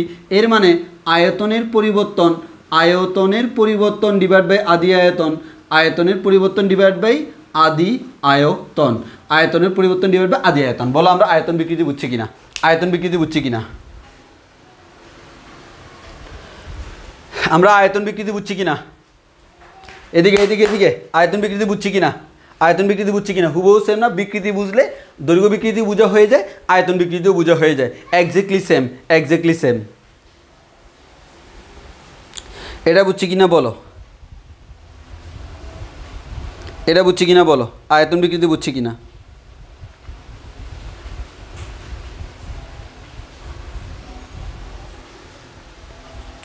আচ্ছা, এটা যদি বুঝে থাকো, এবার হচ্ছে আকার বা ব্যবর্তন বা মোচড় বিকৃতি, এটা আমরা একটু বুঝবো। এই মোচড় বিকৃতিটা একটু তোমাকে ভালোভাবে বুঝতে হবে, আমরা মোচড় বিকৃতিটা বুঝবো। ওকে, এবার আসো লাস্ট, আয়তন বা আকার বা মোচড় বিকৃতি। তাহলে আমরা মোচড় বিকৃতি পড়ি, সরি আয়তন বলতেছি, আকার বা ব্যবর্তন বা মোচড় বিকৃতি। তাহলে এবার আমরা পড়বো হচ্ছে আকার বা ব্যবর্তন বা মোচড় বিকৃতি, মোচড় বিকৃতি। তো এই ব্যাপারটা একটু ভালো করে বুঝতে হবে। ব্যাপারটা একটু ভালো করে বুঝতে হলে কিভাবে আমরা বুঝাই ব্যাপারটা, সেটা হচ্ছে মনে করো আমরা যদি কোনো একটা বই নিই, হ্যাঁ, ফর এক্সাম্পল আমার এখানে একটা বই আছে, আমি এই বইটা নিলাম, এই বইটা আমি নিলাম, এই বইটাকে যদি আমি এই তলে ফিক্স করে, একটু তাকাও তো, আমি যদি এইদিকে তাকাও, এই যে একটা বই, হ্যাঁ, এখন আমি যদি এই তলটা ফিক্স করে দিই, মনে করো ঘাম দিয়ে কোনো একটা টেবিলে রাখি দিছি, এখন যদি এই পয়েন্টে আমি বল প্রয়োগ করি, খেয়াল করছো এই বস্তুটা বাঁকাই গেছে না? এর মানে শুরুতে ছিল এমন, আমি এই পয়েন্টে বল প্রয়োগ করে তাকে বিকৃত করার কারণে এরকম। এর মানে প্রথম ক্ষেত্রে তার পরিবর্তন হয়েছিল শুধু দৈর্ঘ্য, দ্বিতীয় ক্ষেত্রে পরিবর্তন হয়েছিল তার আয়তন, আর এখন তার কি পরিবর্তন হচ্ছে, তার আকারের পরিবর্তন হচ্ছে। আয়তন কিন্তু আগেরটা, দেখো বস্তুর কিন্তু আয়তন আগের মতোই আছে, আয়তন আগের মতোই আছে, খালি তার শেপটা চেঞ্জ হয়ে যাচ্ছে, আকৃতিটা চেঞ্জ হয়ে যাচ্ছে। এই যে কোনো একটা বস্তুর যে আকৃতির স্নেহা যদি আয়তন বৃদ্ধি পায়, সমস্যা কি? আমরা তো বলছি আয়তনের পরিবর্তন ডিভাইড বাই আদি আয়তন। আয়তনের পরিবর্তন মানে কি? আয়তন যদি বাড়ে তাহলে যতটুকু বাড়ে সেটাই হচ্ছে আয়তনের পরিবর্তন, আয়তন যদি কমে যতটুকু কমে সেটাই হচ্ছে আয়তনের পরিবর্তন। দৈর্ঘ্য যদি বাড়ে যতটুকু বাড়ে তাই দৈর্ঘ্যের পরিবর্তন, দৈর্ঘ্য যদি কমে যতটুকু কমে সেটাই দৈর্ঘ্যের পরিবর্তন। আমি তো বলি নাই দৈর্ঘ্য বৃদ্ধি, আমি বলি নাই দৈর্ঘ্য হ্রাস, আমি বলি নাই আয়তন বৃদ্ধি, আমি বলি নাই আয়তন হ্রাস, আমি বলেছি আয়তনের পরিবর্তন, দৈর্ঘ্যের পরিবর্তন। দ্যাট মিনস পরিবর্তনটা বৃদ্ধি হ্রাস what ever any kind of পরিবর্তন হতে পারে। স্নেহা আশা করি আনসার পেয়ে গেছো।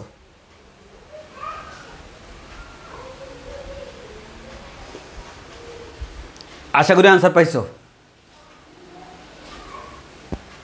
এই বুঝছো তো?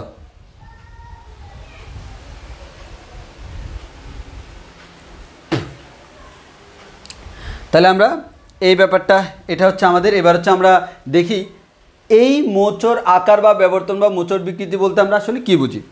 সেটা হচ্ছে আমি মনে করো কোনো একটা বস্তু নিলাম, আমি এটা কোনো একটা বস্তু নিই 3 ডাইমেনশনালি, মনে করো এরকম একটা বস্তু নিলাম, যে কোনো একটা বস্তু, কতটুকু সুন্দর করে আঁকতে পারবো জানি না।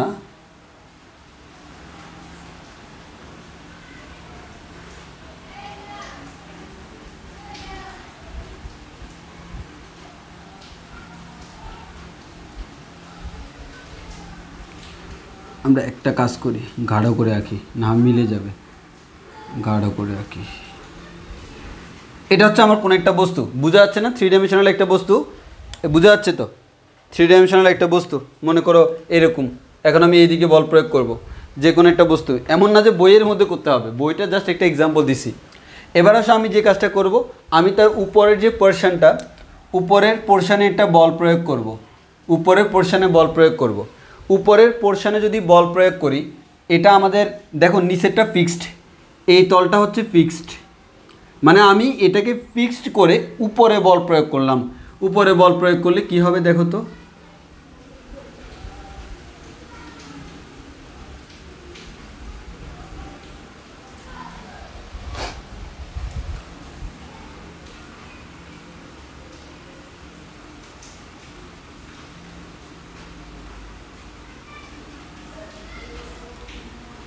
কতটুকু চিত্র আঁকতে পারতেছি বুঝতেছি না, তোমরা বুঝতে পারলে হলো। ব্যাপারটা আশা করি এবার বোঝা যাচ্ছে। হ্যাঁ, ব্যাপারটা আশা করি এবার বোঝা যাচ্ছে। তোমাদের বোঝার সুবিধাতে আমি এটাকে এরকম করে দিই।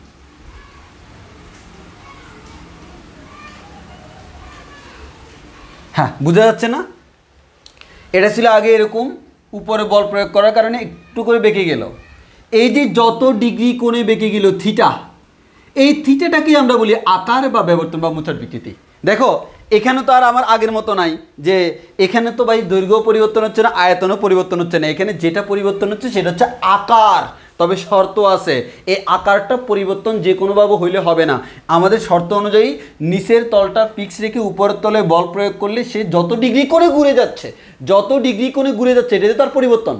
এখন অনেকে বলতে পারবে এখানে পরিবর্তন করতে গিয়ে আসতেছে, যত ডিগ্রি কোণে ঘুরে যাচ্ছে, যত ডিগ্রি কোণে ঘুরে যাচ্ছে, যত ডিগ্রি কোণে ঘুরে যাচ্ছে, সে আগে ছিল এরকম এখন এরকম। এই যে তার আকারের যে পরিবর্তন, এটা বোঝানোর জন্য আমরা যেটা ব্যবহার করি সেটাকে আমরা বলি হচ্ছে আকার বা ব্যবর্তন বা মোচড় বিকৃতি। এখানে যে থিটা, এই থিটাটাকে আমরা বলি আকার বা মোচড় বা ব্যবর্তন বিকৃতি।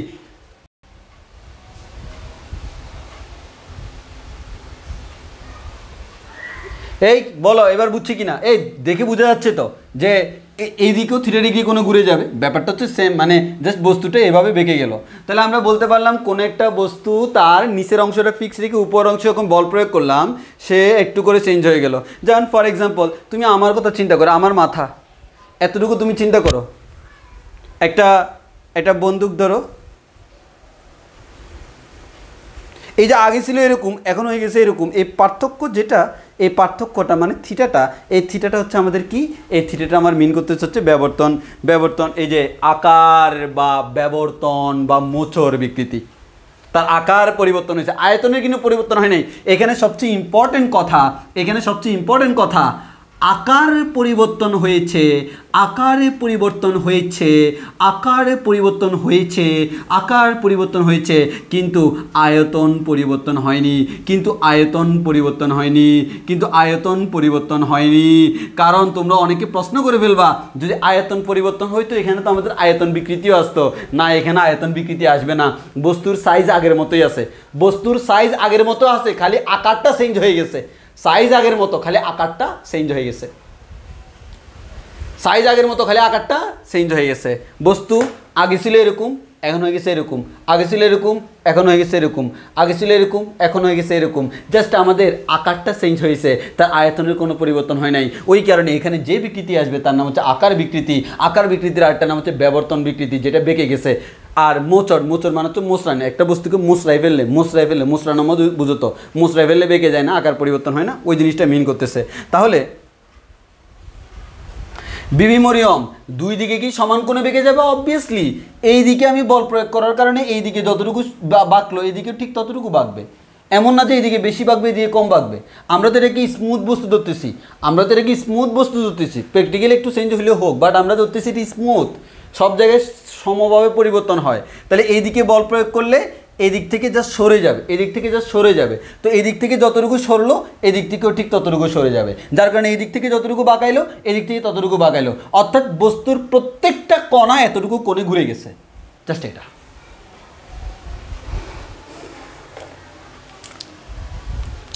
এটাকে আমরা বলতেছি ব্যবর্তন, এটাকে আমরা বলতেছি হচ্ছে তার ব্যবর্তন বা মোচড়, আকার বা ব্যবর্তন বা মোচড় বিকৃতি, এই থিটাটাকে।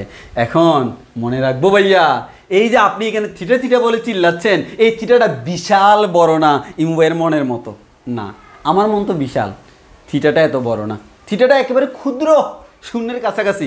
তুমি মনে করিও না আমি দিয়ে দিব ধাক্কা 30 ডিগ্রি কোণ পেয়ে যাব পাক্কা, তোমরা ঘোড়ার ডিম পাবা।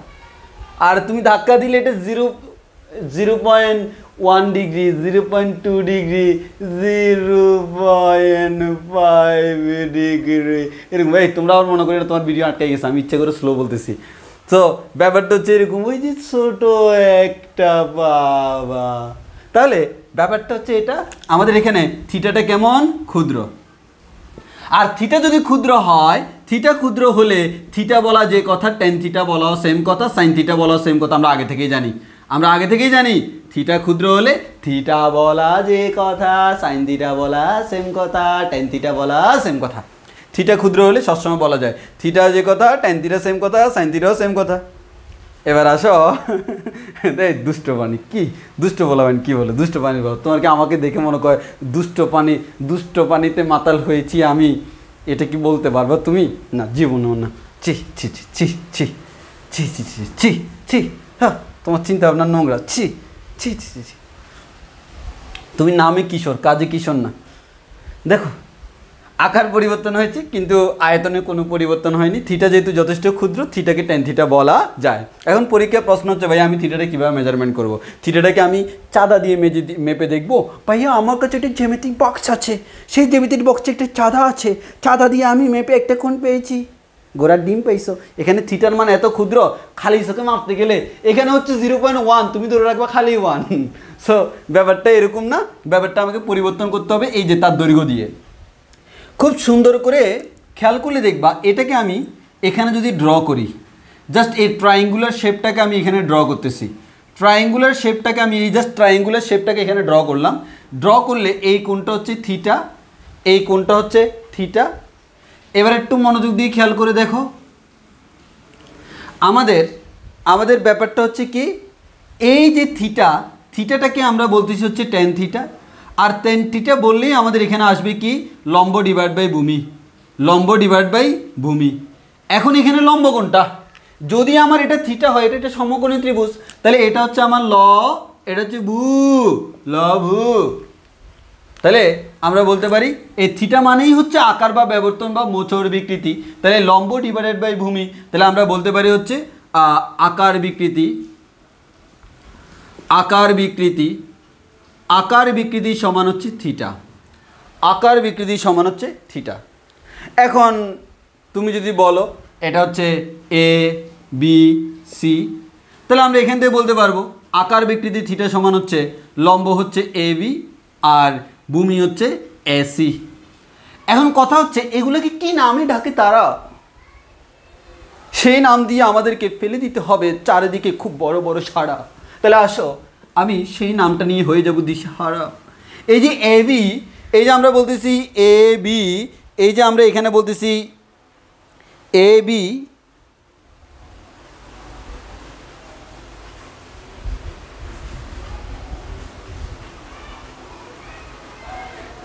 হ্যাঁ তাহলে একটু ভালো করে খেয়াল করে দেখো, এখানে যে আমরা বলতেছি এ বি আর এসি, এই দুইটার অনুপাতটাকে আমরা বলতেছি থিটা, আর থিটাটাকে অনেক সময় ব্যবর্তন কোণও বলা হয়।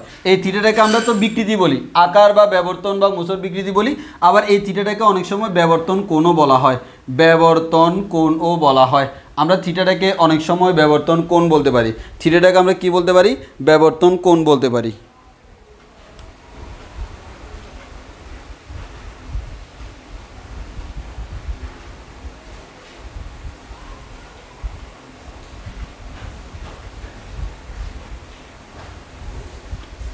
আচ্ছা এবার আসো, এই যে আমাদের এবি, এই যে এই অংশটা, এটাকে আমরা বলি হচ্ছে আপেক্ষিক সরণ।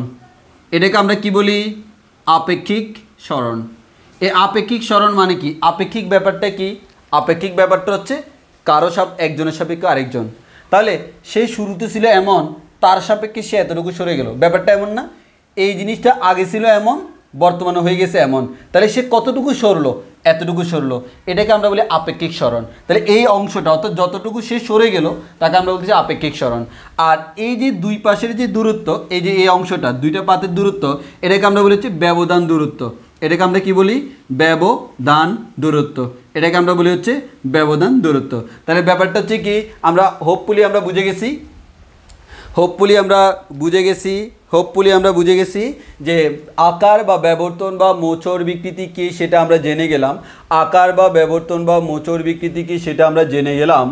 তারপর হচ্ছে এখান থেকে আমরা থিটাটা বের করে নিলাম। থিটা বের করতে গেলে আমরা লম্ব বাই ভূমি দিয়ে বের করলাম। এখানে যেটা লম্ব সেটাকে আমরা বলি আপেক্ষিক সরণ, আর এই অংশটাকে আমরা বলি ব্যবধান দূরত্ব। সো এখান থেকে আমরা ক্যালকুলেশন করে থিটার মান বের করতে পারি। এই থিটাটার আরেকটা নাম হচ্ছে ব্যবর্তন কোণ, থিটার আরেকটা নাম হচ্ছে ব্যবর্তন কোণ।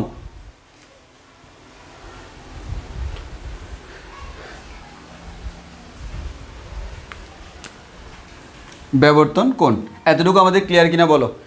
তাহলে আমাদের আপেক্ষিক সরণ ডিভাইড বাই ব্যবধান দূরত্ব, আপেক্ষিক সরণ ডিভাইড বাই ব্যবধান দূরত্ব, আপেক্ষিক সরণ ডিভাইড বাই ব্যবধান দূরত্ব। এখন অনেকে আমাকে প্রশ্ন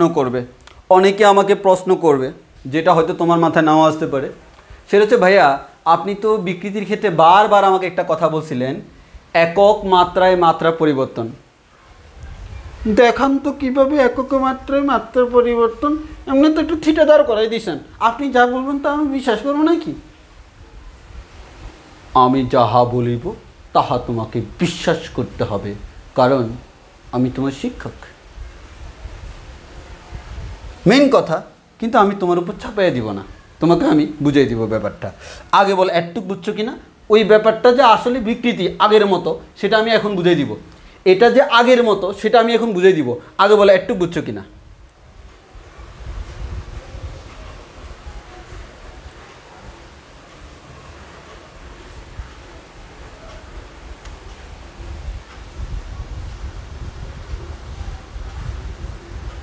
একজন বলে যে ভাইয়া সাহস থাকলে আজকেও পরে আসেন তো ব্রাজিলের জার্সি, তোমার কমেন্ট পড়ে আমি অনেক মজা পাইছি, তোমার কমেন্ট দেখে আমি অনেক ভয় পাচ্ছি, তোমার কমেন্ট দেখে আমি অনেক লজ্জা পাচ্ছি, গোড়ার ডিম পাচ্ছি।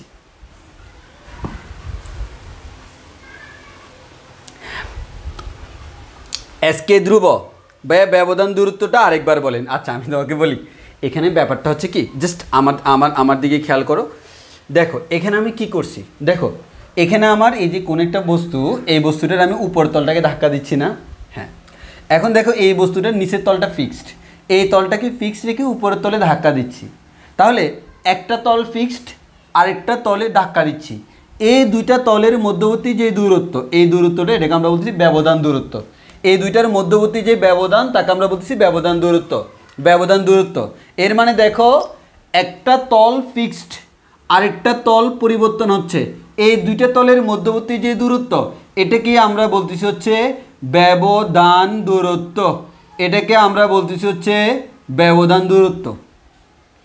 এই পরিমাণ ব্যবধান দূরত্ব রেখে সে কাজ করতেছে, এই পরিমাণ ব্যবধান দূরত্ব রেখেই সে স্টার্ট করছিল, এটাকে আমরা বলতেছি ব্যবধান দূরত্ব।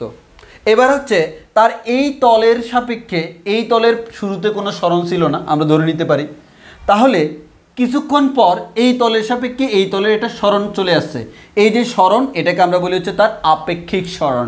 এই যে কতটুকু সরণ হলো, কতটুকু সরণ হলো এটাকে আমরা বলি হচ্ছে তার আপেক্ষিক সরণ।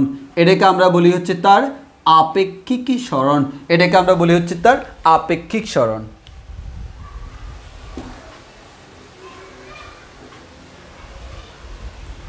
একজনে বলে যে ইমু ভাই সুবিধা পার্টি, যে দল জিতে তারে সাপোর্ট করে, মানে উনি বিজয়ীদের পক্ষে। অবভিয়াসলি আমি বিজয়ীদের পক্ষে, খালি ব্রাজিল ছাড়া।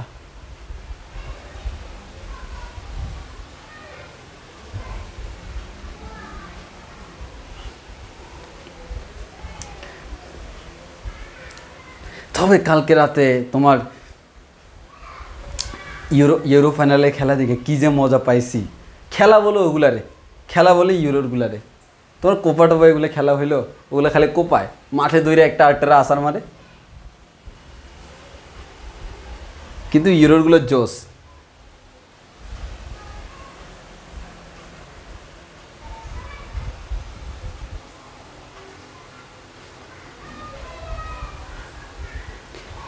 আচ্ছা দেখো, আরে তুমি বলো জোস খেলা, আমি হচ্ছে খেলা প্রথম হাফ দেখার পর একটু মন খারাপ হয়ে গেছে। ইংল্যান্ড গোল দিচ্ছে একটা, ইতালি গোল দিচ্ছে না, কেমন জানি। আবার মনে করো এখন আমি তো মনে করো ব্রাজিল ছাড়া যে জিতে তার পক্ষে।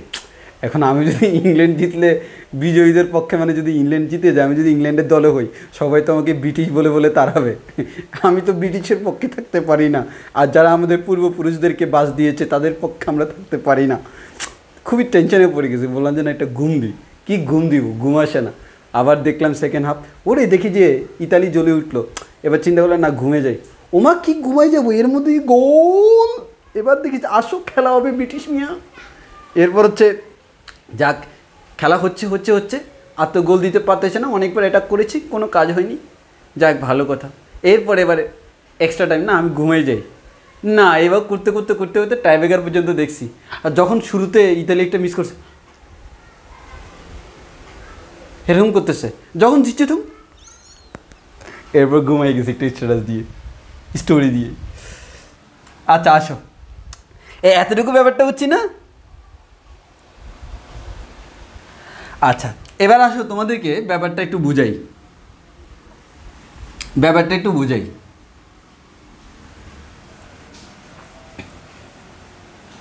আচ্ছা তো তোমাদের সুবিধার্থে আমি একটা কাজ করি, সেই কাজটা হচ্ছে কি দেখো, আমি এই যে ব্যবধান দূরত্ব এটাকে ডি দ্বারা নামকরণ করি। এই ডি মানে হচ্ছে ব্যবধান দূরত্ব, ব্যবধান দূরত্ব। আর এক্স মানে হচ্ছে আপেক্ষিক সরণ, এক্স মানে হচ্ছে আপেক্ষিক সরণ। আসলে দেখো এই আকার বা বিবর্তন বা মোচড় বলতে আমরা এটাই মিন করতেছি, তার কতটুকু আপেক্ষিক সরণ হলো। দেখো না, তার আপেক্ষিক সরণ যত বেশি হচ্ছে তার আকার তত বেশি বিকৃত হচ্ছে, ব্যাপারটা এরকম না? তাহলে ব্যবধান দূরত্ব এরকম থাকার কারণে এমন হয়েছে। আচ্ছা তুমি জাস্ট ইমাজিন জিন। আচ্ছা দেখো তো, সামহাও এই ব্যবধান দূরত্ব এরকম না থাকা যদি ব্যবধান দূরত্ব এরকম থাকতো,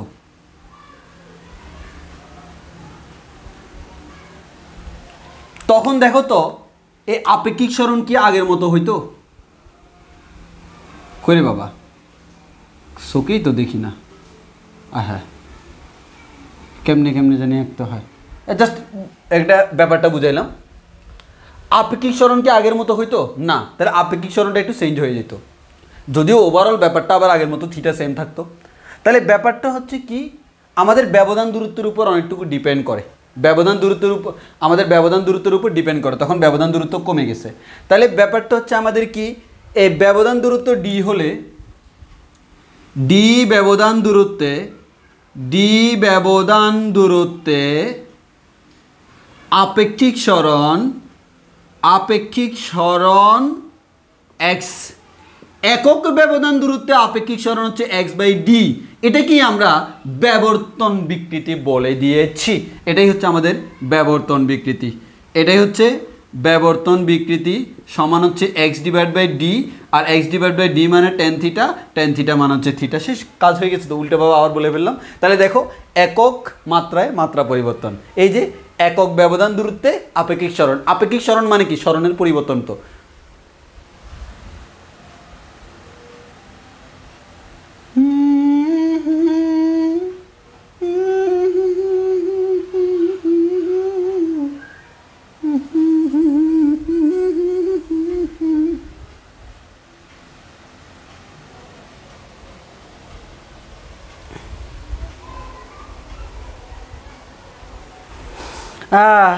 এই বুঝিস,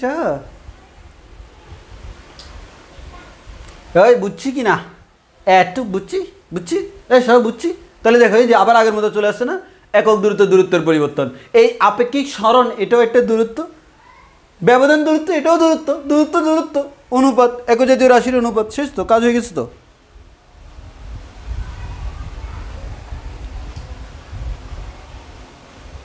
তবে যেহেতু এটা আবার আমাদের থিটা মিন করে, এটা যেহেতু আবার থিটা মিন করে, তাকে আমরা চাইলে কি বলতে পারি? রেডিয়ান একক বলতে পারি। এটাকে আমরা চাইলে কি বলতে পারি? রেডিয়ান একক বলতে পারি চাইলে। আচ্ছা, এবার তোমার বইতে ডেফিনেশন লেখা দেখবা, একক দূরত্বে অবস্থিত মানে কি? ব্যবধান দূরত্ব। একক দূরত্বে অবস্থিত দুটি তলের, এই যে একক দূরত্বে মানে হচ্ছে ডি দূরত্বে অবস্থিত, ডি ব্যবধান দূরত্ব মানে কি? দুইটা তল ডি দূরত্বে অবস্থিত। তাহলে একক দূরত্বে অবস্থিত দুইটা তলের মধ্যবর্তী আপেক্ষিক সরণকে ব্যাবর্তন বা মোচড় বিকৃতি বলে। এবার আসা হচ্ছে পীড়ন। আমি ডেফিনেশনগুলো একটু দেখাই দিই। হ্যাঁ, ডেফিনেশনগুলো দেখাই শেষ করে দিচ্ছি। ডেফিনেশনগুলো বেশিক্ষণ লাগবে না। বিকৃতি পড়ে ফেলছো না? 3 ধরনের বিকৃতি পড়াই ফেলছি না? ঠিক 3 ধরনের পীড়ন আছে। পীড়নটা আমি বলতেছি একটু পরে। এটা পীড়নটা বলতে বেশিক্ষণ লাগবে না। তাহলে আমরা আসি পীড়নটা বলি। তাহলে বিকৃতি আমাদের শেষ। এতটুকু আশা করি আমরা সবাই বুঝতে পারছি। বিকৃতি আমাদের শেষ। আমি ডেফিনেশনগুলো পড়াই ছেড়ে দিব। ডেফিনেশনগুলো পড়াই ফেলি, একটু পড়াই ফেলি। বেশিক্ষণ লাগবে না। একটু এদিকে খেয়াল করি।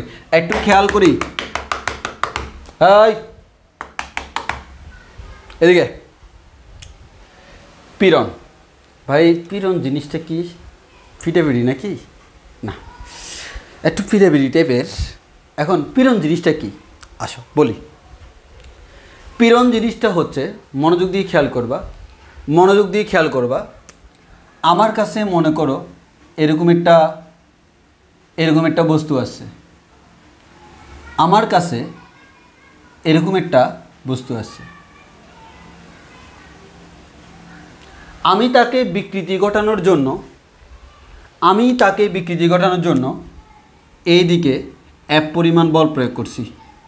তাহলে আমি যে F পরিমাণ বল প্রয়োগ করছি, এই F পরিমাণ বলটা হচ্ছে তার যে প্রস্থচ্ছেদের ক্ষেত্রফল আছে না, এটাকে আমরা বলি কি? প্রস্থচ্ছেদের ক্ষেত্রফল না? এটাকে আমরা কি বলি? প্রস্থচ্ছেদের ক্ষেত্রফল না? এ সমান প্রস্থচ্ছেদের ক্ষেত্রফল। মনে রাখবা, প্রযুক্ত বলটা প্রস্থচ্ছেদের ক্ষেত্রফলের লম্বভাবে। কীভাবে প্রয়োগ করলাম? প্রস্থচ্ছেদের ক্ষেত্রফলের লম্বভাবে। এটা সবচেয়ে ইম্পর্টেন্ট টার্ম। প্রযুক্ত বলটা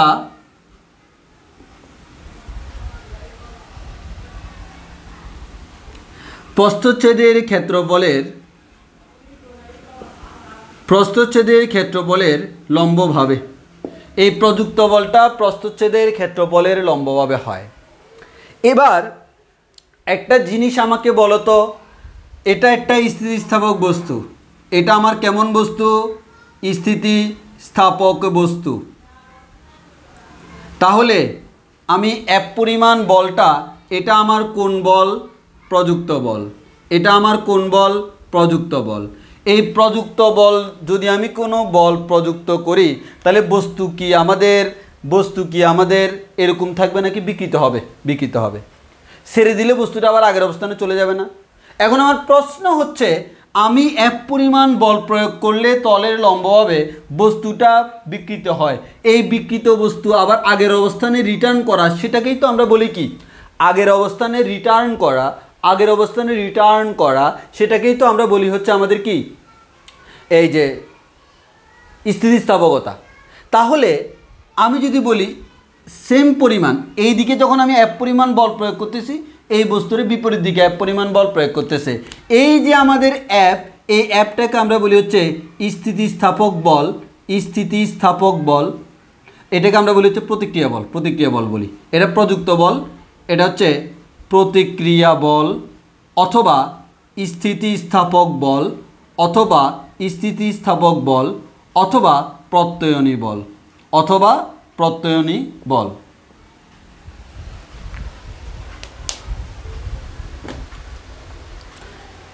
এই ব্যাপারটা দেখো। আচ্ছা, তোমরা এখন আমাকে একটা প্রশ্নের আনসার দাও।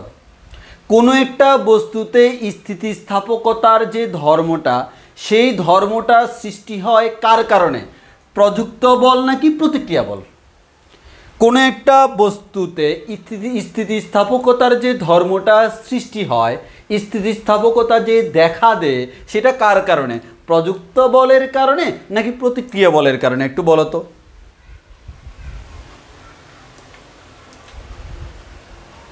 প্রযুক্ত বলের কারণে নাকি প্রতিক্রিয়া বলের কারণে?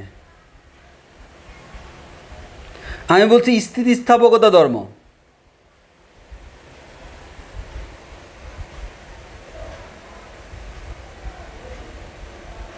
এক্স্যাক্টলি, প্রতিক্রিয়া বল। দেখো, মনে রাখবা হচ্ছে প্রযুক্ত বল বস্তুকে বিকৃত করতে সহায়তা করে। বস্তুকে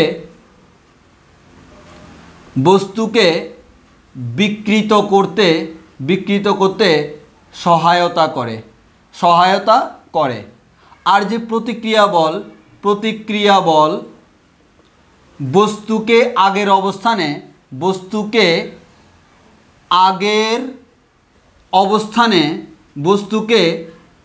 অবস্থানে নিতে সহায়তা করে। তাহলে আমরা বলতে পারি স্থিতিস্থাপকতার জন্য দায়ী কে? অবশ্যই প্রতিক্রিয়া বল, যা স্থিতিস্থাপকতার জন্য দায়ী, যা স্থিতিস্থাপকতা এর জন্য দায়ী। এই যে ব্যাপারটা, যেমন তুমি কোনো একটি স্প্রিংকে টেনে লম্বা করতেছ, তাহলে তুমি যে পরিমাণ বল প্রয়োগ করতেছ, স্প্রিং তোমার উপর সেই পরিমাণ প্রতিক্রিয়া বল প্রয়োগ করবে, যার কারণে তুমি ছেড়ে দিলে স্প্রিংটা আবার আগের অবস্থায় রিটার্ন করবে। তুমি একটা স্প্রিংকে সংকুচিত করতেছ, তুমি সংকুচিত করলে তোমার ক্রিয়া বলের বিপরীতে স্প্রিংটা একটা প্রতিক্রিয়া বল করে সে ছেড়ে দেওয়ার পর আবার লম্বা হয়ে যাবে। তাহলে দেখো, আমি যখন বস্তুকে প্রসারিত করতেছি, তখন প্রতিক্রিয়া বল বস্তুকে আবার আগের অবস্থায়, যেমন আমি নিচের দিকে বল প্রয়োগ করে তাকে প্রসারিত করতেছি, প্রতিক্রিয়া বলটা তাকে উপর দিকে টেনে আবার আগের জায়গায় নিতে চায়। আমি তাকে বল প্রয়োগ করে সংকুচিত করে ফেলছি, উপরের দিকে বল প্রয়োগ করে, প্রতিক্রিয়া বল নিচের দিকে প্রয়োগ করে তাকে আগের অবস্থায় নিতে চায়। এর মানে কথা একটাই, ক্রিয়া ও প্রতিক্রিয়া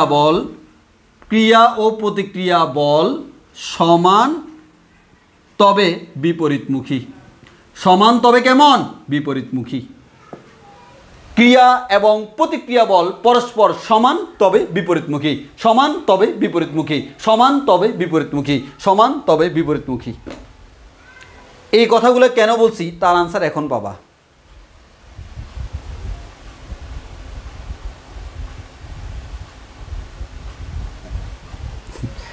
সাকিব, বল প্রযুক্ত না করলে তো প্রতিক্রিয়া বল দেখাবে না, তাহলে বুঝবো কি করে বস্তুটা ইলাস্টিক?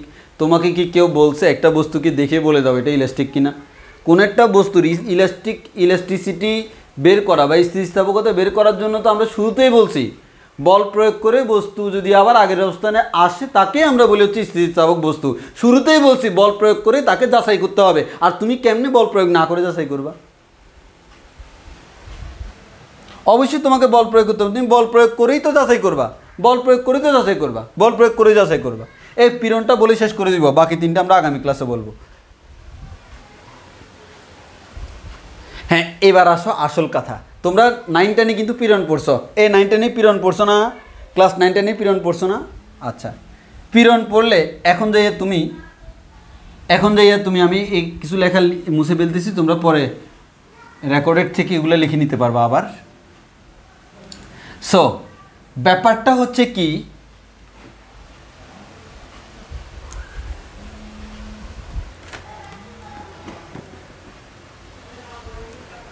হ্যাঁ অনিন্দ, হ্যালো, ক্লাস নিচ্ছি আমি। আচ্ছা ওকে।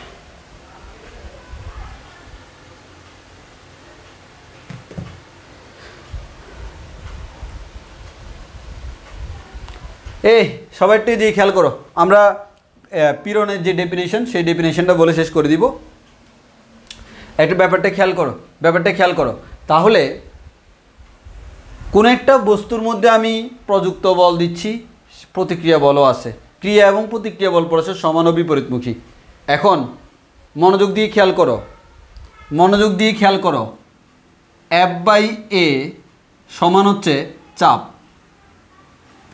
আবার F/A সমান পীড়ন। 9 10 থেকে তোমরা জানার কথা। আমরা জানি চাপ সমান হচ্ছে F/A, পীড়ন সমান হচ্ছে F/A। আমাকে বলো দুইটার মধ্যে পার্থক্যটা কোন জায়গায়? যদি দুইটা সেমই হয় তাহলে তো চাপ আর পীড়নকে আলাদা করে দেখানোর কোনো কারণ নেই, যাহাই চাপ তাহাই পীড়ন। তাহলে দুইটার মধ্যে পার্থক্যটা কোন জায়গায় একটু আমাকে বলো দেখি।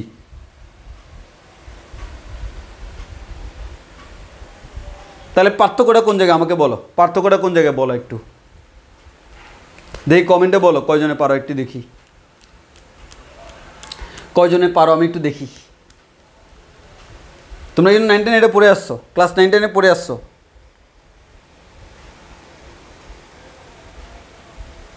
নাইন 10 পড়ে আসার কারণে এতগুলো টার্ম আমি একসাথে বলতেছি।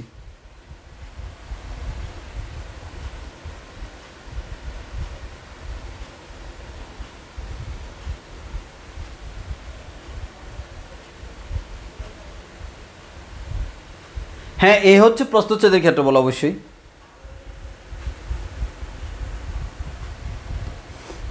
কিশোর চৌধুরী জানি কিন্তু বলবো না,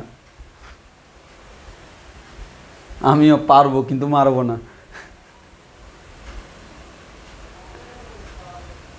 আচ্ছা, ব্যাপারটা আমি ক্লিয়ার করে দিই, অনেকে পারতেছে অনেকে পারতেছে না। দেখো পার্থক্যটা হচ্ছে এমনই, কোনো একটা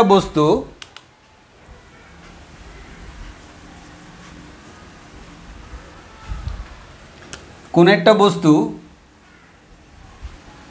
তার মধ্যে তুমি মনে করো তার এইখানে কোনো একটা ক্ষেত্রফলের মধ্যে বল প্রয়োগ করলা, এখানে কোনো একটা ক্ষেত্রফলের মধ্যে বল প্রয়োগ করলা, কতটুকু ক্ষেত্রফলের মধ্যে? এই ক্ষেত্রফলের মধ্যে। এই ক্ষেত্রফলের মধ্যে তুমি এক পরিমাণ বল কি করছো? প্রযুক্ত বল। এখন এটা যদি স্থিতিস্থাপক বস্তু হয় তাহলে অবশ্যই এই প্রযুক্ত বলের বিপরীতে আরেকটা বল সৃষ্টি হবে, যাকে আমরা বলি হচ্ছে প্রতিক্রিয়া বল, বা আমরা বলি প্রত্যয়নী বল, যাকে আমরা বলি হচ্ছে প্রত্যয়নী বল বা স্থিতিস্থাপক বল। এখন এই প্রযুক্ত বল কী চাইবে? বস্তুটাকে বিকৃতি ঘটাইতে। ওই কারণে কোনো একটা বস্তুর উপর প্রেশারের কারণে বস্তুর বিকৃতি ঘটে। আর প্রত্যয়নী বল কী চাইবে? তাকে আবার আগের অবস্থায় রিটার্ন করতে। দ্যাট মিন্স এটাই, এখানে চাপের ক্ষেত্রে F মান হচ্ছে প্রযুক্ত বল, আর এখানে F মান হচ্ছে আমাদের প্রতিক্রিয়া বল, প্রতিক্রিয়া বা প্রত্যয়নী যেটাই বলো, এটা হচ্ছে প্রতিক্রিয়া বল। এটাই হচ্ছে আমাদের মেইন পার্থক্য। আমরা অনেকেই জানি না পীড়ন আর চাপের মধ্যে পার্থক্য কী। তাহলে আমরা বলতে পারি এ ক্ষেত্রফলে তার এ পরিমাণ ক্ষেত্রফলে প্রতিক্রিয়া বল হচ্ছে F। তাহলে একক ক্ষেত্রফলে প্রতিক্রিয়া বল F/A, এবং এটাকে আমরা বলতেছি হচ্ছে পীড়ন, এটাকে আমরা বলতেছি পীড়ন সমান হচ্ছে F/A। অবশ্যই এটা হচ্ছে প্রতিক্রিয়া বল ডিভাইডেড বাই ক্ষেত্রফল, প্রতিক্রিয়া বল ডিভাইড বাই প্রস্থচ্ছেদের ক্ষেত্রফল। এখন সুষম বস্তু হলে প্রস্থচ্ছেদের ক্ষেত্রফল, আমরা সুষম বস্তু নিয়ে কাজ করব, আর সুষম বস্তু না হলে যে ক্ষেত্রফলের উপর বল প্রয়োগ করছি সেই ক্ষেত্রফল।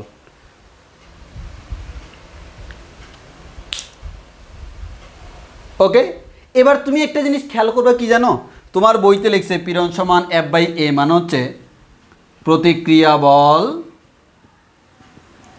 ডিভাইডেড বাই ক্ষেত্রফল। আবার তোমার বইতে লিখছে ইকুয়ালস টু প্রযুক্ত বল ডিভাইড বাই ক্ষেত্রফল। কোনটা সঠিক? দুইটাই সঠিক। কেন? আমরা ম্যাথ করার সময় কি করব? পীড়নের মান বলো, চাপের মান বলো, সেটা বের করব, মানটা বের করব। এই যে মানটা যে বের করব, এই ক্ষেত্রে দেখো ভাইয়া আমাদের প্রতিক্রিয়া বলের মান যা, ক্রিয়া বলের মানও তো তা। ইভেন আমরা পরীক্ষায় ম্যাথ করার সময় কখনো প্রতিক্রিয়া বল দেওয়া থাকে না, প্রযুক্ত বলটা দেওয়া থাকে। সো প্রযুক্ত বলের মান যা, প্রতিক্রিয়া বলের মানটাও তা।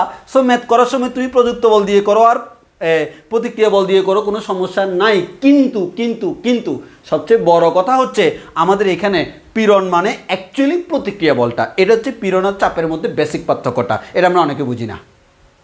ইভেন এদের একক সেম, এদের মাত্রা সেম, আমরা জানি এককটা। আমি সংক্ষেপে বলতেছি কারণ তোমরা এগুলো জানার কথা। বলের একক নিউটন, আর নিউটন পার মিটার স্কোয়ার, যাকে আমরা চাইলে প্যাসকেলও বলতে পারি। আবার আমাদের এখানে তার যে মাত্রাটা তোমরা বের করতে পারবা। আর আমাকে মাথায় রাখতে হবে এই পীড়ন হচ্ছে একটা স্কেলার রাশি। এই পীড়ন হচ্ছে একটা কী রাশি? স্কেলার রাশি। শেষ। এবার তোমার পীড়ন কয় প্রকার? 3 প্রকার। দৈর্ঘ্য পীড়ন, আয়তন পীড়ন, আরেকটা হচ্ছে আমার কি কৃন্তন পীড়ন। পার্থক্যটা কোন জায়গায়? কোনো পার্থক্য নাই। দৈর্ঘ্যের মধ্যে প্রযুক্ত বল, আয়তনের মধ্যে প্রযুক্ত বল, আকারের মধ্যে প্রযুক্ত বল। শেষ। 3 ধরনের পীড়ন আমরা পাই গেছি। তাহলে তোমরা আমাদের ক্লাস এতটুকু পর্যন্তই। তাহলে তোমরা আবার এই জিনিসটা লিখে রাখবা, এই জিনিসটা তোমরা একটু লিখে রাখবা, আমি আর লিখে দিচ্ছি না। সেটা হচ্ছে পীড়ন 3 প্রকার: দৈর্ঘ্য পীড়ন, আয়তন পীড়ন, কৃন্তন পীড়ন। দৈর্ঘ্য পীড়ন মানে কি? দৈর্ঘ্য পীড়ন মানে কি? তোমার প্রযুক্ত বলটা দৈর্ঘ্যে, প্রযুক্ত বলটা দৈর্ঘ্যে, তাহলে আমাদের একক ক্ষেত্রফলে আমাদের প্রযুক্ত বলটা হচ্ছে দৈর্ঘ্যের জন্য, প্রযুক্ত বলটা হচ্ছে দৈর্ঘ্যের জন্য, আর ক্ষেত্রফলটা হচ্ছে ওই দৈর্ঘ্যের মধ্যে প্রস্থচ্ছেদের ক্ষেত্রফল। এবার হচ্ছে আমাদের যদি আমরা আয়তনের ক্ষেত্রে বলি, প্রযুক্ত বলটা আয়তনের মধ্যে, ক্ষেত্রফল হচ্ছে আমাদের তার পৃষ্ঠতলে ক্ষেত্রফল হইতে পারে, মানে যেখানে আমরা বল প্রয়োগ করছি। তারপর হচ্ছে আমি যদি মনে করো করি যে কৃন্তন পীড়ন করি, তাহলে সেক্ষেত্রে হচ্ছে আমাদের প্রযুক্ত বলটা কৃন্তন পীড়নের জন্য। মানে এক কথায় পীড়ন মানে সব জায়গায় সেম। পীড়ন মানেই হচ্ছে বল বা প্রতিক্রিয়া বল বা ক্ষেত্রফল। এখন হচ্ছে প্রতিক্রিয়া বলটা যদি দৈর্ঘ্যের জন্য হয় দৈর্ঘ্য পীড়ন, ক্ষেত্রফলের জন্য আয়তনের জন্য হলে আয়তন পীড়ন, আকারের জন্য হলে আকার পীড়ন। কথা ক্লিয়ার কিনা? কথা ক্লিয়ার কিনা? ওই জিনিসটা তোমরা অ্যাড করে নিবা, আমরা আর লিখে দিচ্ছি না, কারণ অলরেডি আমরা পড়াই ফেলছি। বিকৃতির মধ্যে পড়াইছি, বিকৃতির যে 3 প্রকার, পীড়নও সেই 3 প্রকার। বিকৃতির ক্ষেত্রে প্রযুক্ত বল দিলে তখন হচ্ছে সেটা তোমার দৈর্ঘ্যের ক্ষেত্রে দিলে তাকে আমরা বলি দৈর্ঘ্য পীড়ন, আয়তনের ক্ষেত্রে হলে আয়তন পীড়ন, আকারের ক্ষেত্রে হলে আকার পীড়ন। শেষ। বিকৃতি যেরকম 3 প্রকার, পীড়নও 3 প্রকার। কথা ক্লিয়ার কিনা বলো? কথা ক্লিয়ার হলে আজকের ক্লাস এখানেই শেষ। আর আমাদের ঈদের আগে একটা ক্লাস হবে, নেক্সট ক্লাসটা হচ্ছে আমাদের ঈদের আগে লাস্ট ক্লাস।